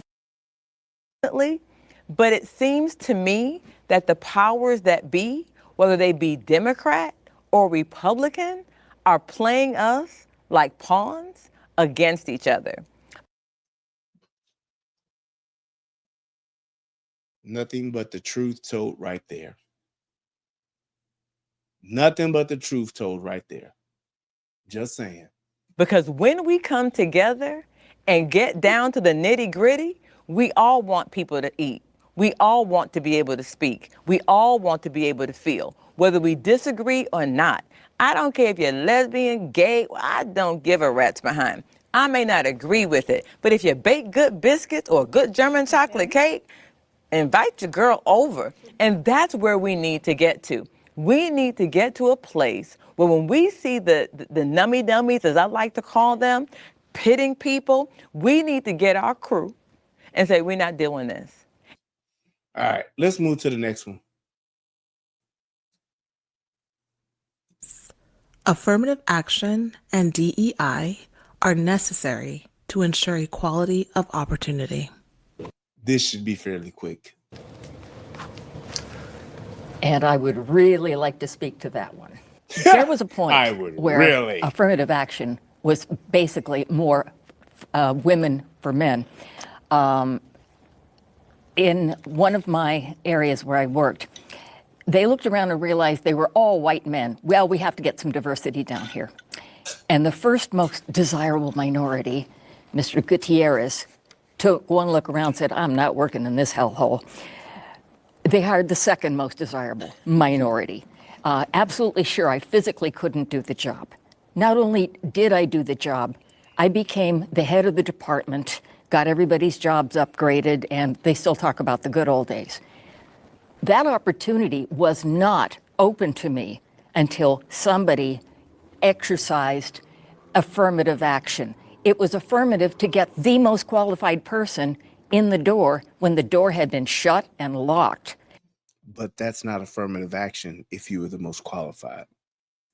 I think that's how we see affirmative action. It opens the doors that had been locked. For women. And that's the whole point of the Civil Rights Act. Yeah, agreed. Let me say this. The 14th Amendment has been bastardized by the liberal Supreme Court justices because the 14th Amendment and the Civil Rights Act was meant for Black Americans. And yet who benefits from affirmative action? White women. You see, they twisted and bastardized everything. And that's why Al Sharpton is still talking about DEI, like we just didn't fail with affirmative action. Black Americans didn't benefit with affirmative action, white women did. And then that's why you see all these white women, blonde, beautiful, beautiful white women, right? But they're all white women on TV now doing the news. Let's see if the white woman is gonna dispute that one. Gutierrez was not a white Right, woman. but I'm just saying it's disproportionate. I disagree with that. I don't know. Shit, how you gonna disagree with that? That's a fact. What are you talking about? That's a fucking fact. You talking about affirmative action or whatever? There are more white women on TV talking than ever before. What are you talking about? You go back to when Barbara Walters was on TV and you look at today.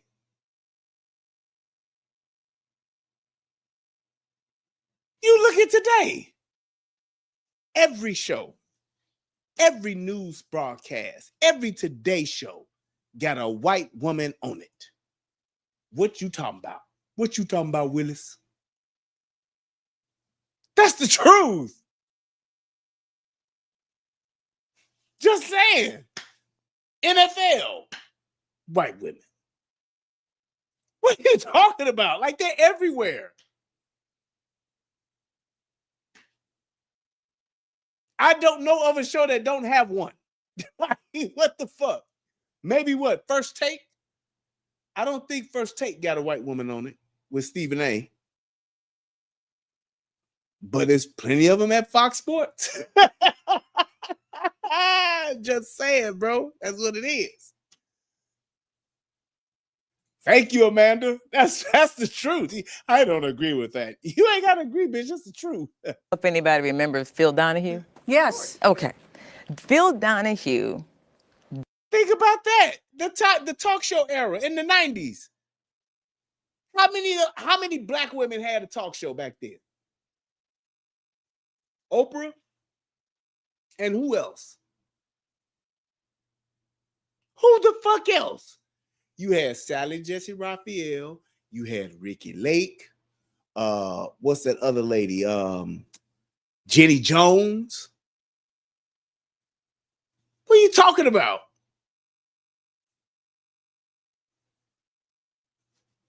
What the fuck are you talking about? Look at the judge shows. Judge Judy, Judge Millian, Judge Maybelline.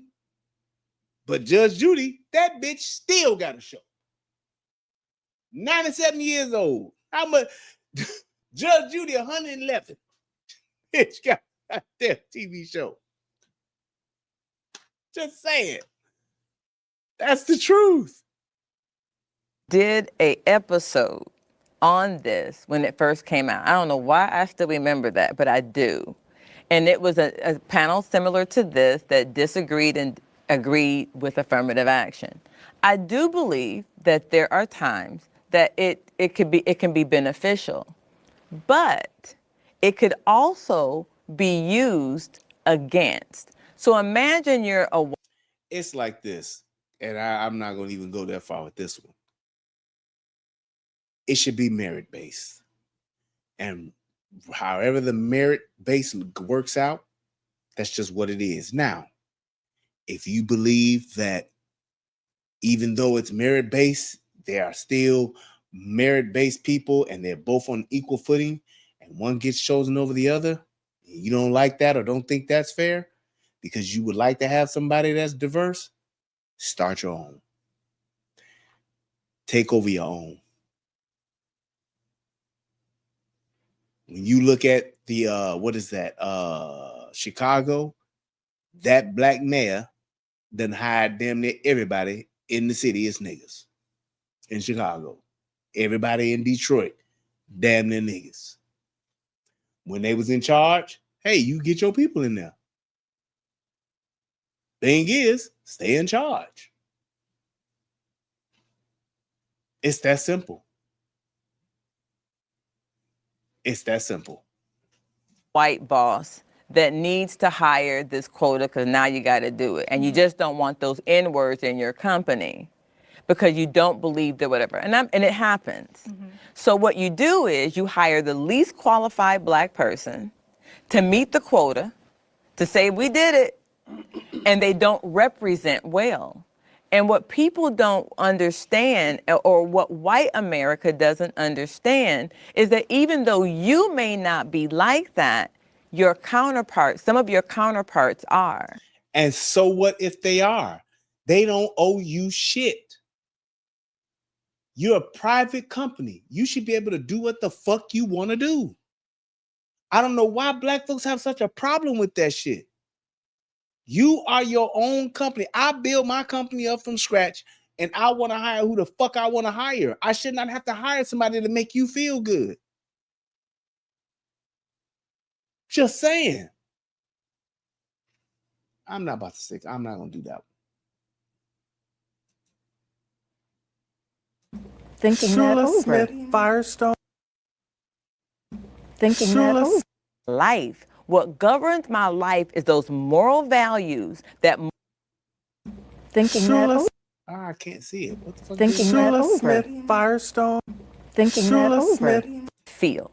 My earth suit does not govern my life. My sexuality.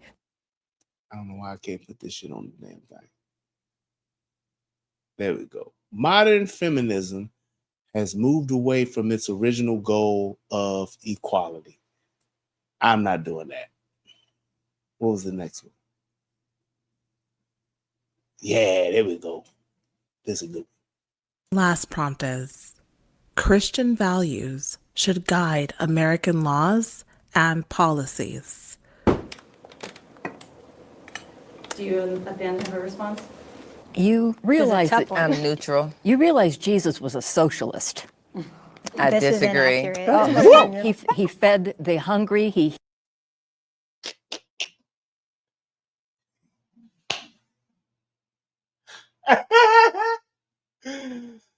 Oh my God. Dude, this white lady is fucking crazy. She said, you do realize that Jesus was a socialist.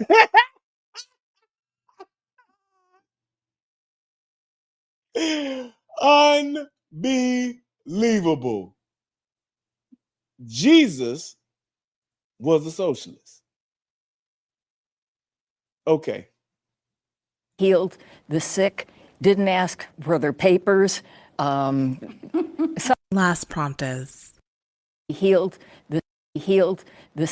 Last prompt is: Unbelievable. Christian values should Hey, guide this shit American again. laws and policies. Do you at the end have a response? You realize tough that one. I'm neutral. you realize Jesus was a socialist. I This is disagree. inaccurate. He fed the hungry. He healed the sick. Didn't ask for their papers. That's what socialists do. They heal the sick. Are you fucking kidding me? How do you compare socialism to Jesus? Lady, shut the fuck up. I'm sorry. Suffer the little children to come unto me. No, not you. You're the wrong color. No, but he What? This lady's crazy.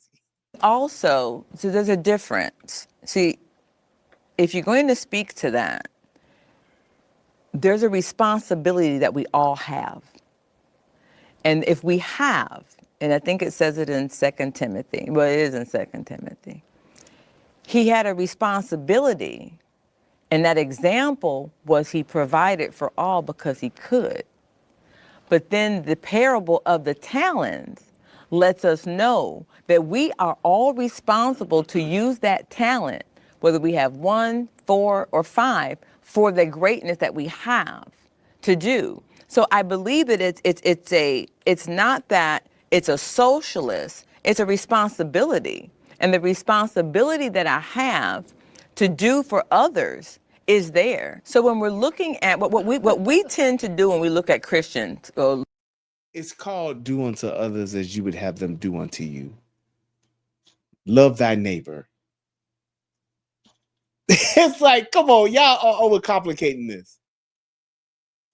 or look at the life of Jesus or the Bible, we tend to want to filter it through our humanity, and we cannot. We have to look at it for what it is. And there's a responsibility on both sides. So if you choose that ideology of being a Christian, it's not that, oh my God, you don't go help people, But it's not that you don't go and excel either, because we serve a God that created us in his image with identity to do, to be, to have, and to take control. But with that identity and with that authority, we also have a responsibility to take care of the widow, to take care of the underprivileged, to take care of those in need. That does not negate the ability to excel and be creative and achieve. I agree with almost everything you're saying. And my position, just full disclosure, I'm an atheist. That's fine. And as I said in an earlier discussion, I don't deal well with extremists at any end. I have some extremist atheist friends who, if you sneeze and somebody said, "God bless you," that's a They're teaching offended. moment. No, it's not. Say thank you. Move on. Yeah. Every movement, whether it's fundamentalist Christianism, fundamentalist atheism, none of that speaks for most of us. I don't think we have really disagreed on any human aspect of society, what society could be and should be. It's just our approach to how to get it in that direction. And frankly, I see so much hate in people who call themselves Christians.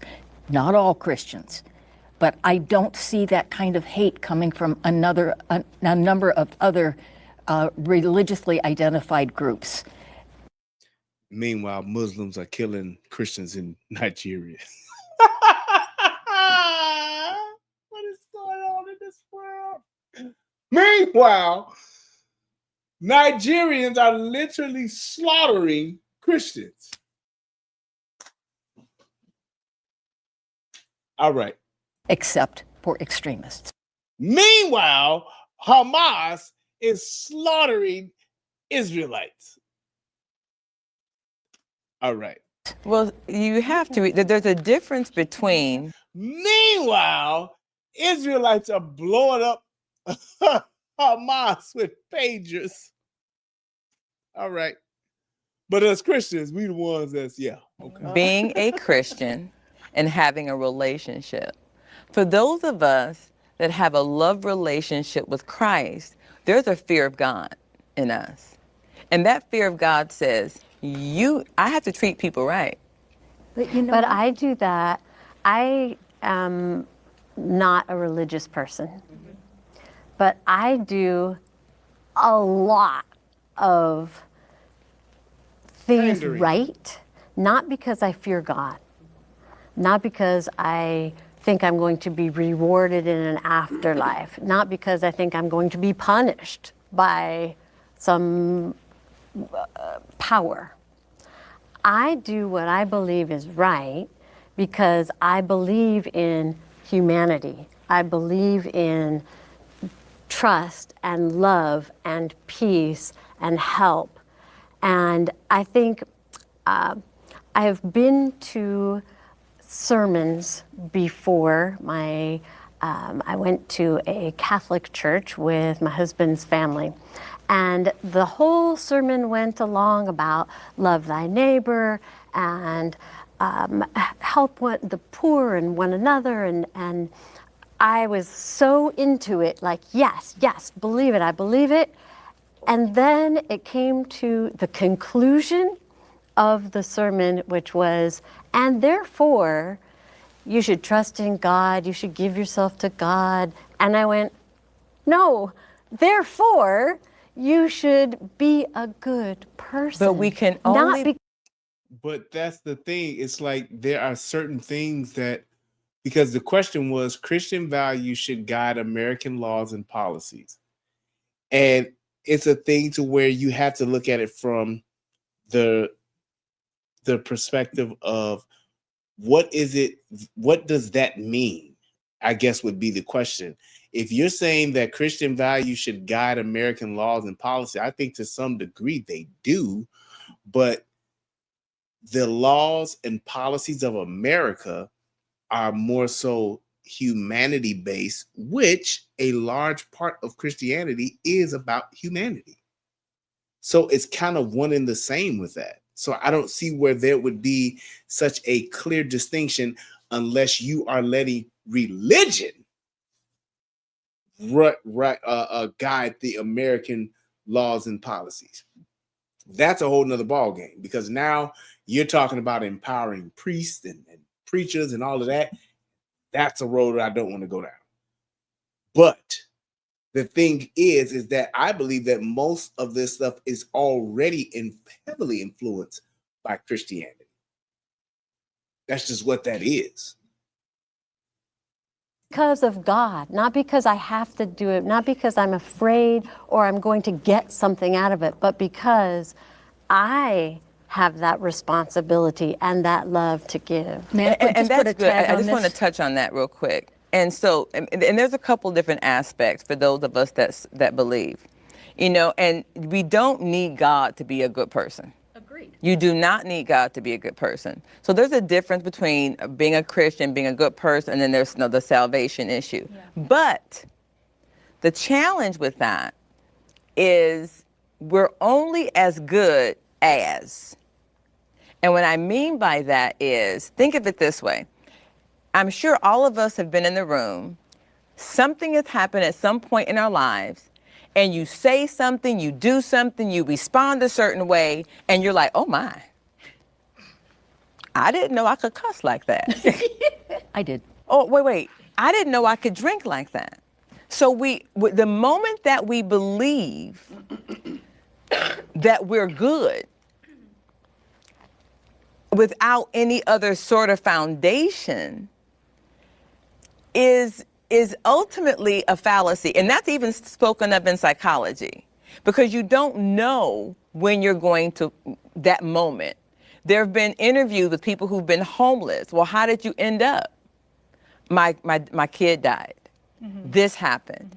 The moment that those happen, so there's a difference between living with Christian values, which really lays the foundation of morality, because the apologist's view of that, and you can find William Lane Craig wrote a good book called On Guard, which is really good, that talks about how you really don't need God to be a good person, but it is God that lays the foundation of where good comes from. So going back to the question, America is not a theocracy. Right. It is a republic. Shouldn't be. And exactly, we don't want it to be, and most Christians don't want it to be, and those that think that way, maybe they got a screw loose. But we don't want that. But all we're saying is that there is an objective truth. There is a right, there is a wrong, there is a prescribed way, a standard that is, probably the better way. It doesn't make a person bad. We're not going to call them, or you're just Satan and evil because you don't do it. But there has to be a standard. Well, our U.S. somewhere. Constitution and the Bill of Rights are based on Christian principles. Yes, exactly. She's about to say what I was about to say, so I'm going to let her say it. I mean, you can take Hillsdale. Have you read Thomas Jefferson? Yes, I have. Yeah, but the thing is, he was a deist, and it's important to understand, right? And the reason why those things matter is because how they view God, and many of them feel like, okay, God is there, but he's not intimately entwined in our lives and how we do things. So they're using. Yes, here's the thing, and we can wrap this up with that. What she's saying, and from the question is, I think that we are as good as it gets to having the Christian influence in American laws and policies. Going any further would be like us instituting like Sharia law. That's what that would be. We would be literally ruled by a Christian, by theology would become our ruler in a sense, because it would be us literally following the Bible when we're talking about our laws and things like that.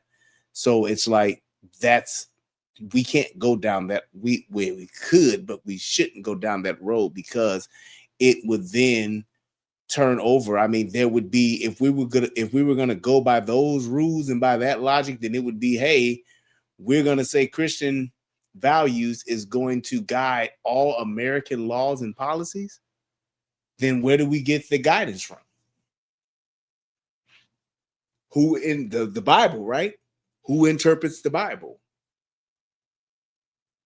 How do we get that interpretation? We would literally be listening to what preachers, and that would be an argument that would go for the ages, for the dawn to the rest of time, to the end of time, with who is actually going to determine what that guidance is and what it looks like. That's why you don't want to go down that road. You just don't. You just don't want to go down that road. So Dion Prime still in the chat if he's here? I know he had wanted to speak, and I didn't know if I was gonna have enough time, but I got about 9 minutes left. If he's still here, I can drop the link. If anybody else wants to speak, let me know and I'll drop the link. Actually, I can just drop the link and you can come up and we can just close it out that way with just the last few minutes. So I'm not gonna go past 2 hours. So I'm telling you that right now. So if you want to speak, oh wait, I gotta drop it in this way because they fucking cut off the shit with the YouTube joint. So yeah, so and just wrapping things up, and that's what I'm gonna do because it's only now it's 8 minutes left. So I didn't want to go past 2 hours. So I got pretty much the main stuff was at the front end of this, and I'm glad I was able to do that part to get this in, because I think that these are the kinds of conversations that we should be having, because I believe that those are the kinds of conversations that really do matter when it comes to us being able to have discussion and to actually get more on common ground and like focusing on the things we have in common first, so that we can really try to hash out the things that we may disagree on. Not saying that we would get to a resolution with all things that we disagree on, but I think just focusing on the things that we have in common would help us get to more common ground in other areas and on other topics if we're willing to do this. So shout out to fineforever.com on the Dr. Daff show or whatever it is. I think they did a really good job. I was really impressed with the first couple of topics. I think it was the first two, about the Republican Party, about the political violence, and about hate speech. I think those are very, very important and very strong questions to pose and conversations to be had. And I was glad that they were able to do it with a panel of all women, and to have conservative and liberal, and to also have black and white, and to be able to have for the most part, a pretty decent discourse and dialogue. I think that was really, really, really good. It's not too often that you see panels like this. My thing would be this, and this was my thing. I wish if I could just win the Powerball, I would want to have at least 2 of each of these ladies on both sides, or maybe 3, one in the middle or something. I would really like to have 2 of these ladies, and I would like to be in the on this show as well, and having a show like this. I think this would rival The View. This would blow The View out of the water. To be able to have discussions like this that are respectable and that actually matter and that have really good context and really good topics, I think that would be amazing to be able to do that on an actual show that comes on daily, comes on a few times a week or whatever, to discuss the current events, because you got 2 different sides, you got 2 different backgrounds, and you have 2 different ethnic backgrounds and races and things like that. And I think that you could really make some headway. So shout out to these ladies for doing that. Oh, I see you, Dion. Go ahead, brother. Hey, how you doing, Brian? I'm good, bro. Yeah, man. I want to comment a while ago, man, but you actually covered what I was going to say. I didn't know if you was going to get into it. But I want to say this, man. It was really good to see some intelligent sisters, the way they spoke, their grasp of the English language. They really represented. And when I'm not trying to be biased, man, but it's kind of weird that we kind of like, I hate when people say this equal stuff, like it's equal on both sides. It's like if you look at these two groups, I'm sorry, but those white women on the left, they all look like the people that we say are crazy or something's wrong with them. It's something going on with this. Like, it didn't surprise me that the one lady was a lesbian. The skinny one to her left, she got something going on with her hair, but they just look weird. And it was just refreshing to see that our black women wasn't cussing, they wasn't overweight, and they just wasn't ignorant of the facts, and they actually listened more than they spoke, because the overweight white lady, she kept interrupting every time those sisters were speaking. And I thought it was kind of strange, because typically the people that they like to put up there representing us are the ones that are cussing and overweight and interrupting and thinking. It was real good to see the women the sisters wasn't all into their emotions. They was just speaking predominantly about what is the facts. These are the facts. And it amazes me, one of the main points, like when they talk about the January 6th thing, and maybe it's just me, but I just want to get your thought on it, because being somebody from law enforcement, I come from that era where people will poke me 10 times in the eye, and as soon as I slap their ass and put cuffs on them, they want to say, well, we were both doing it. It's like, no, you're fucking with me. You're fucking with me, and now I'm responding. And that's all I see in today's world is I see a lot of the people on the right who, when they finally respond back, people are saying, look, it's both of us. It's like with the stuff with ICE.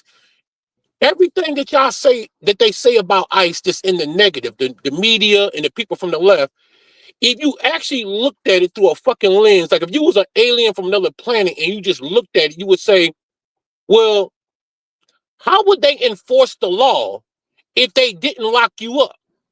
If you're not allowing them to lock you up, if you're doing everything you can to resist, why in the fuck are you surprised that the outcome is happening the way it's coming out? They're supposed to lock you up. This is what they're doing. The ICE isn't out here. The police isn't out here. The feds isn't out here doing something illegal. They're trying to do their job. And then they But come out with like, this is the problem with that. This is why, and here's why they don't get it.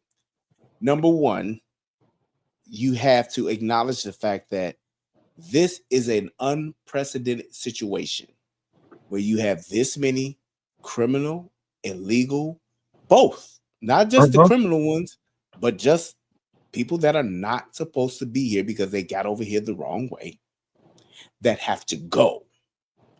First time we've ever done something like this. You're talking about a mass deportation. And when you ask, and anybody that I've had this conversation with, nobody has been able to ask this question. You tell me, how do I catch them all? I'm Pokemon. I need to catch them all. You tell me, how would I do it? And then throw in the caveat of saying, when local law enforcement are literally being forbidden by law to not assist. So I can't pick them up when y'all arrest them, but I gotta go get them. You tell me, how could I do it to where it's gonna look okay, to where it's gonna look nice and it's gonna look good? Mind you, these same exact people didn't have no problem when Obama had them cages for these people, but now there's a problem. You can't tell me a better way to deport tens of millions of people out of a country, because it ain't never happened. And because it ain't never happened, it's going to be some bad optics and it's going to be some bumps in the road. However, when you have local law enforcement working against you, it's only going to make it worse. But yet and still, they got to go. It's like if I came home to my house and it was 1,000 people in my crib, I'm telling you right now, it's not going to be pretty when I tell them motherfuckers got to go.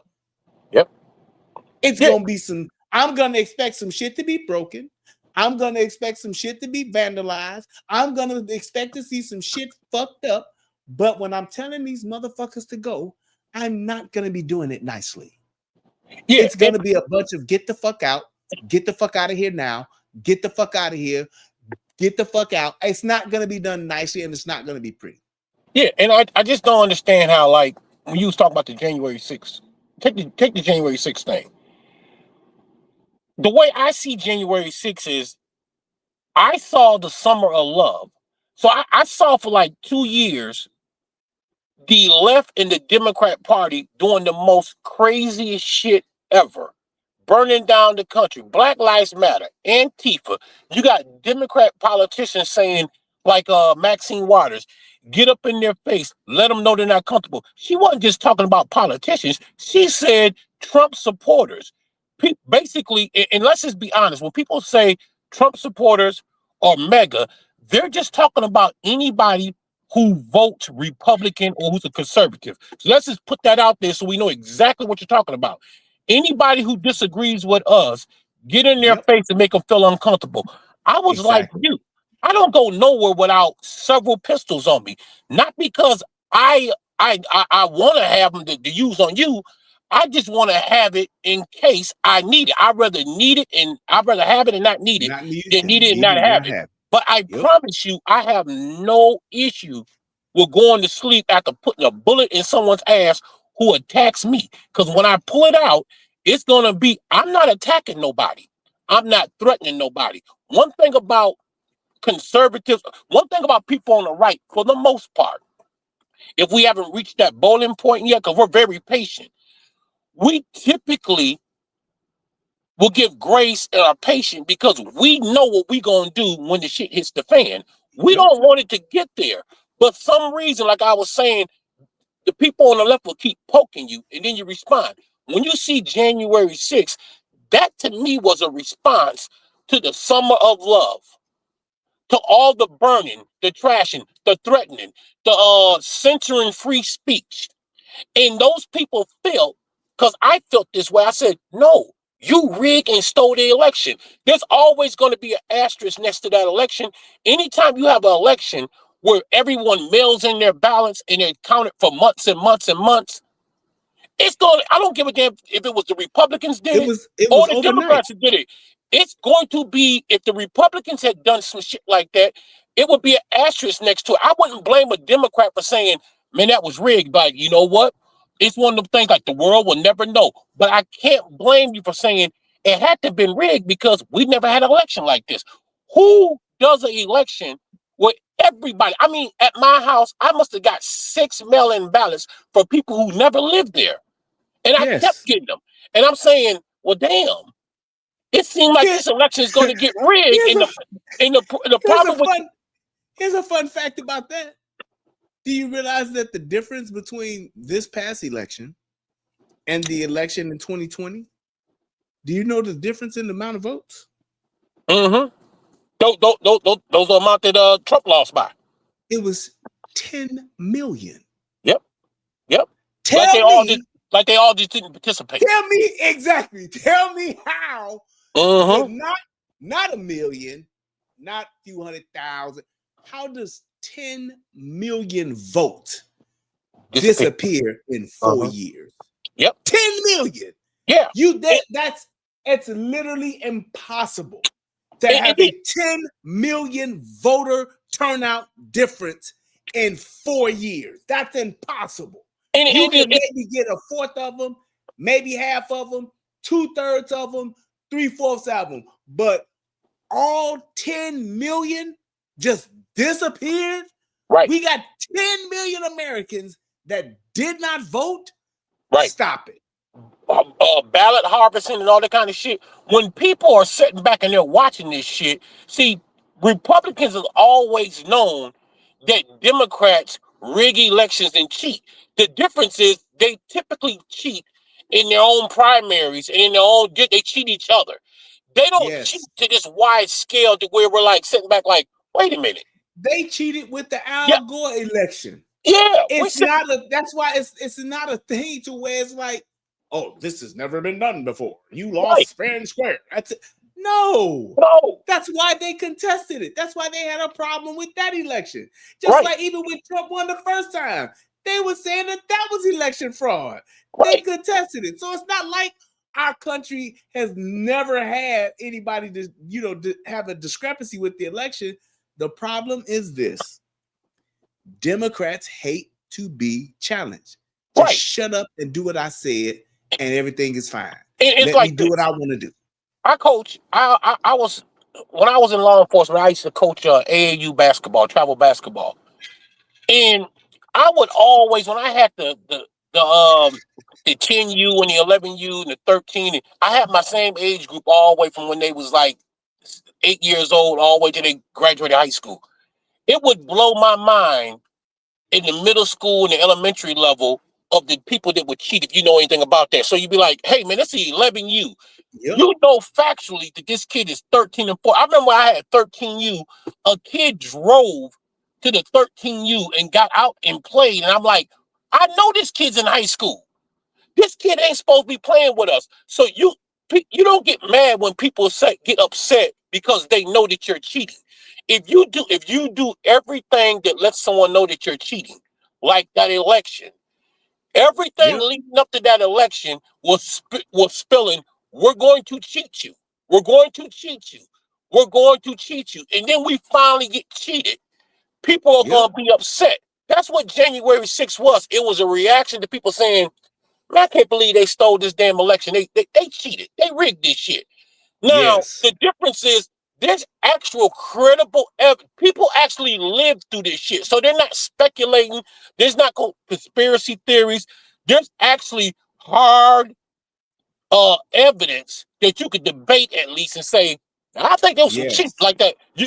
Y'all cheated on this. Because if you wasn't cheating, you went through all types of shit to cover this up, like the laptop. You went through all type of shit to make sure, like COVID. I will go as far as to say that the whole purpose of COVID, like when the Democrats said this is a blessing, the whole reason why it was a blessing was because you knew up front that you was going to use COVID as a way of saying nobody come in, everybody can mail in their ballots. Just mail in your ballots. Why? Because of COVID. That opened up cheating for both sides. The issue is that Republican side didn't have a lot of fucking cheaters. They didn't have enough goddamn cheaters. You have all the cheaters on your side. It's just like this whole little thing with these SNAP benefits and whatnot. The government. I'm like, wait a minute. I have a lot of conservative friends, black, white, Asian, Hispanic. You know one thing they ain't complaining about? Food stamps. Now, people will tell you that there's more white people on food stamps. By proxy, there's more white people in the country. Like I think you might have said it's like 200 million. So of course there's gonna be more white people. But for the most part, people tend to hang out with people. I don't hang out with a lot of people who are broke on food stamps. I know people who are broke on food stamps, but my point is this: who you think is gonna hurt more? You think if you had to vote Republicans and Democrats to say, let's just vote on this SNAP issue, it's Democrats who are hurting most. It's y'all, because even with these illegals, you say illegals ain't on it. Every time an illegal comes over there and they have kids and they get an anchor baby, they get food stamps. So they either own it directly or indirectly, but they're benefiting from it. So it just blows my mind that you watch these two groups have conversations and one group is oblivious. They have no clue. They did all this talking. Like you sitting there watching them and like all these white women are caping for black folks, but don't know shit about the black people struggle. Everything that they're talking about, they don't have a fucking clue on. Like that bullshit that people say about jobs. I like black people would love to have construction jobs, painting jobs, driving CDL. All these jobs when I was growing up, I was born in 74. When I grew up, all of my black friends' parents had those jobs at Caterpillar and construction and shit that all these Hispanics do now illegally. Because once you drive that way, Brian, this no bullshitting. UPS, I remember I was working at UPS in 95, 96. I was taking the police exam. I went to the police academy in 96. Okay. I was working at UPS and I was a piano mover. So I had two jobs. When I was at UPS, I'll never forget, I was bottom yellow. out there in fucking Lombard or Addison, wherever that hub is at. I was bottom yellow, which meant when that conveyor belt went around with the bottom yellow shit in the barrels, I would grab that and load 3 trucks. It was paying me $9 an hour. $9 an hour. My son went to that job back in that was 96. When my son went to work there in 2012, you know what they was paying? $9 fucking bucks an hour. They didn't go up because they had a lot of motherfucking illegals who didn't mind working for the night. So it stayed stagnant at that 9. And those people and my son was like, hey, Dad. I said, well, what happened at orientation? I said, well, how much they paying now? They were paying me 9 back in the day. He's like, they still paying 9. I was like, damn. I said, that's crazy as fuck, man. It's 2012. This was 96 when I was working there. But people don't understand. One thing about black folks is, I don't care if you're ghetto or whatever it is, black people have a knack for knowing the value of their labor. So if you try to get a black person to do something, and they, for some reason, a black person can never work that industry, but know someone who work it, and they can just sit back and say, I'll cut that grass for $20. Yeah. But if you're trying to give me 10, fuck it, let Jose do it. Right. That doesn't mean that my black ass is lazy. I just know that you're ripping me off, man. I know that don't make no sense. That I'm gonna travel, put gas, keep this lawnmower up, and do all this. I really ain't making no money when you add all that into it. Jose, however, who lives in a house with 10 motherfuckers, he can afford to do that. Plus, he ain't got nothing to lose because he's here illegally anyways. Exactly. It's not so much of every. They ain't got nothing to lose, but they have everything to gain because and then they send it's money worse where they come from.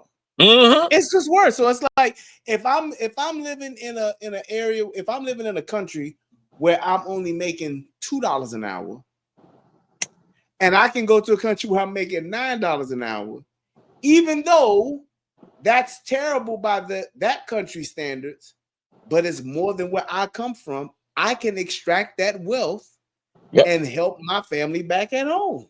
Yeah. It's not rocket science. It's like, I can do that. The dollar is way more powerful than the pesos. So let me go ahead and make this $9 an hour, try to live off of barely whatever I can, but I'm going to send the rest back home because that's going to drastically improve the living situations at home. Yeah. So it's like, that's why they would do it. And then even if I gave people the argument of like, they doing jobs that black people don't want to do, even if we gave you that, wouldn't it be better to address that issue and say, get their ass out of here and let's start investing money in all these resources into getting these people who don't want to do these jobs to do the jobs. Let's start convincing them why they should be like, you know how many people I talk to will say, I tell people all the time, like, well, I was a cop, but if you want me to give you a recommendation, go be a fireman. Ain't nothing like working 24 hours, living at the fire station and being off 48. You can go have you a whole nother job, a whole nother life. Nobody know you're a fireman and you're making just as much money. But police jobs pay good money. Fireman job pay good money. But I would talk to young black people and they'll say, that shit don't pay no money. I'm like, y'all don't know the difference between salary and hourly. So, you know, if you don't tell them it's a great hourly rate, they ain't understanding. You tell them the salary, like, hey, man, start off at 75, they'll be like, man, you broke. They don't know what that breaks down to hourly, and they don't understand that you're going to get raises. You know, in 5 years, you'll be topping off at 120 or something like that. Young, we need to start teaching the youth that versus saying they doing jobs that blacks don't do. Man, and I'm gonna let you go on this, man. Well, I could talk a little bit longer, but we just locked we gotta wrap it up. Okay, I don't know if you've been paying attention, but man, out here in Illinois, man, we done locked up a couple people who were cops that were illegal aliens, and they the fucking police. Now here it is, you haven't even took an oath to uphold the Constitution in this country. You're here illegally, yet they're giving you a gun that you can't own. They gave this man a gun and said, well, you can wear it while you on duty. You got to turn it into police station. I'm like, this is the craziest shit.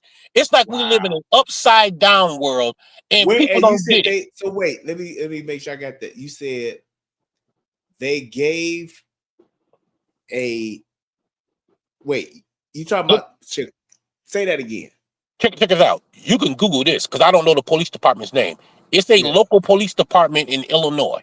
It's not too far. It's around the Chicago suburbs area. What they did was they hired a gentleman. I remember ICE had him in the car, and the ICE agent was talking to him. He said, "Let me get this straight. You are a full-time police." He said, I graduated the academy in January. He's So working as a that's what I cop. was about to ask. So they sent this motherfucker through the academy. Yes. Through their academy and gave this motherfucker a gun and Yep. swore him in as a police Swore him in. officer. But he has to turn in his firearm at the end of every shift that he works. Yep. That's how they get. That's allegedly how they got around the fact that, well, technically, you can't own a gun and can't carry a firearm, but we'll give you basically the leeway to have it to and from work. That's it. I'm like, this is crazy, man. Everything and that's crazy. That just brings me to the whole thing. Everything that the Democrats do is fucking crazy. Whether you like the Republicans or not, at least when I look at the Republican side, if you take 10 things, probably 8 of the 10 I agree with. Two of the issues I might not agree with, but I don't disagree with it so far apart that I'm gonna just cut off my nose to spite my face, because you're never gonna get everything you want, which is, I don't understand why people think that Trump is supposed to be perfect or give them everything they want. I voted for that man because I didn't want a politician. I just wanted somebody to keep it real. Even when they talk about how he speaks, and now you got Jasmine Crockett and all these other people, and they're trying to say, well, these people are cursing because of Trump. Like, no, Trump is actually speaking the way Trump actually speaks. This is how Trump actually really moves in his real life. He's not putting on a fucking show. That's why we like him. The problem is, this is the problem that most of us have with Trump. It's two things that he does that makes it problematic for these people, and more so black people. Number one is that he speaks his mind and tells the truth, even if it offends you. That's number one. But number two, he don't make people feel good. Yep. And because he don't make people feel good, that has been the norm for politicians. Right. Politicians make you feel good. Politicians won't say shit to you. Yeah, politicians won't hold you accountable or none of that shit. It's not your fault. You're a victim. Yeah. Vote for me and I'm gonna make you feel good. That's what politicians do. And because of that, that's what people have a problem with: his attitude, the way that he carries himself, and the things that he says. I could give a fuck about Donald Trump's attitude. I could give a fuck about what he says. All I need him to do is to stay out of my pockets and to motherfucking do the business of our country.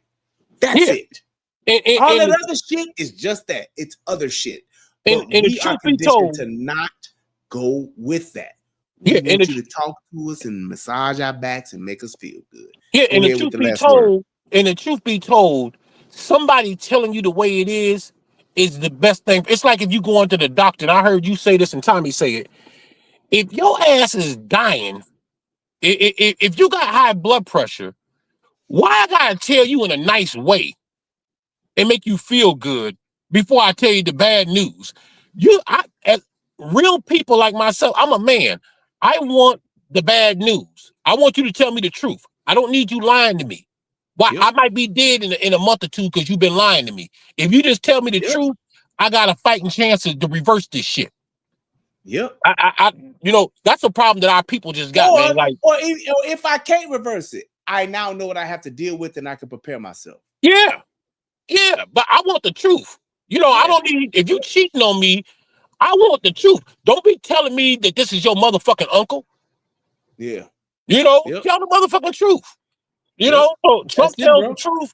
People don't like it. I don't get it, man. I'm like, I'm 51.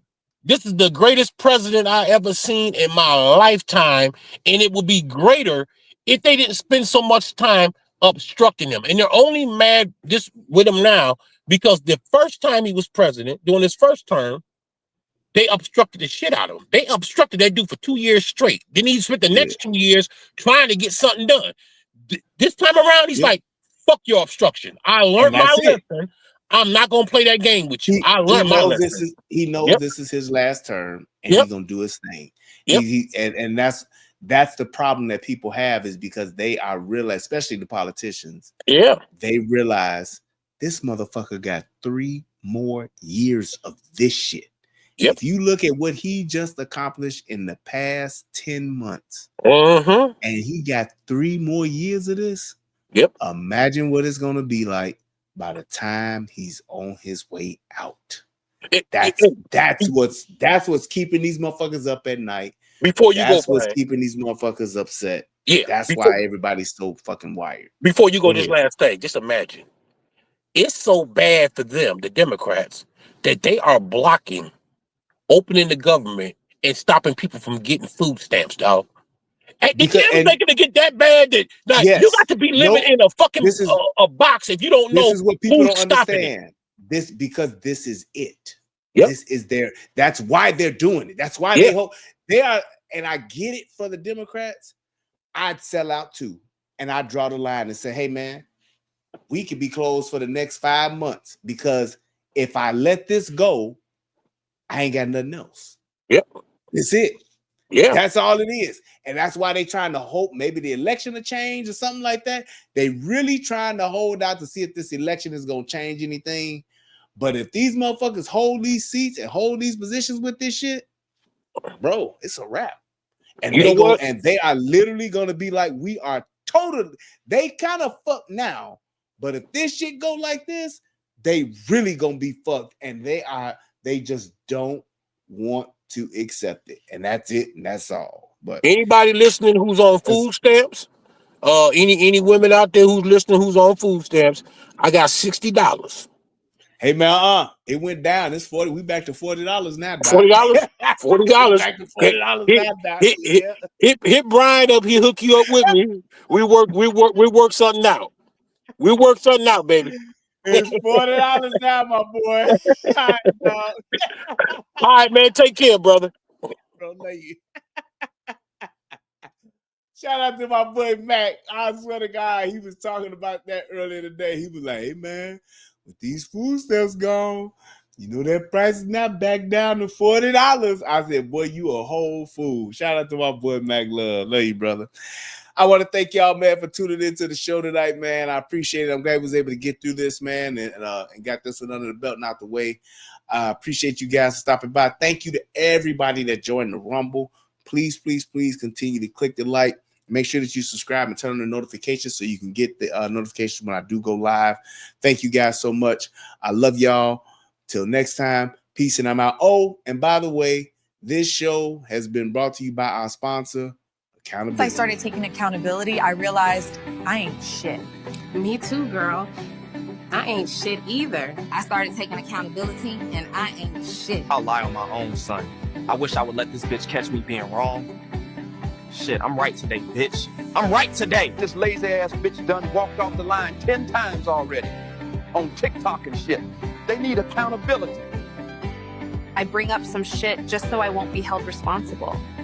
I used to hate taking accountability because the fuck I look like being wrong. She be right. I just hate being wrong. Maybe I am the problem. Nah, fuck that. Before taking accountability, I'd be skipping the gym. But I'll never skip a meal. Your ass ain't been to the gym in months. Have some damn accountability, you fat fuck. I'm the problem. I try to manipulate by deflecting. Life ain't that bad when you take accountability, bitch. We live in proof. So bad.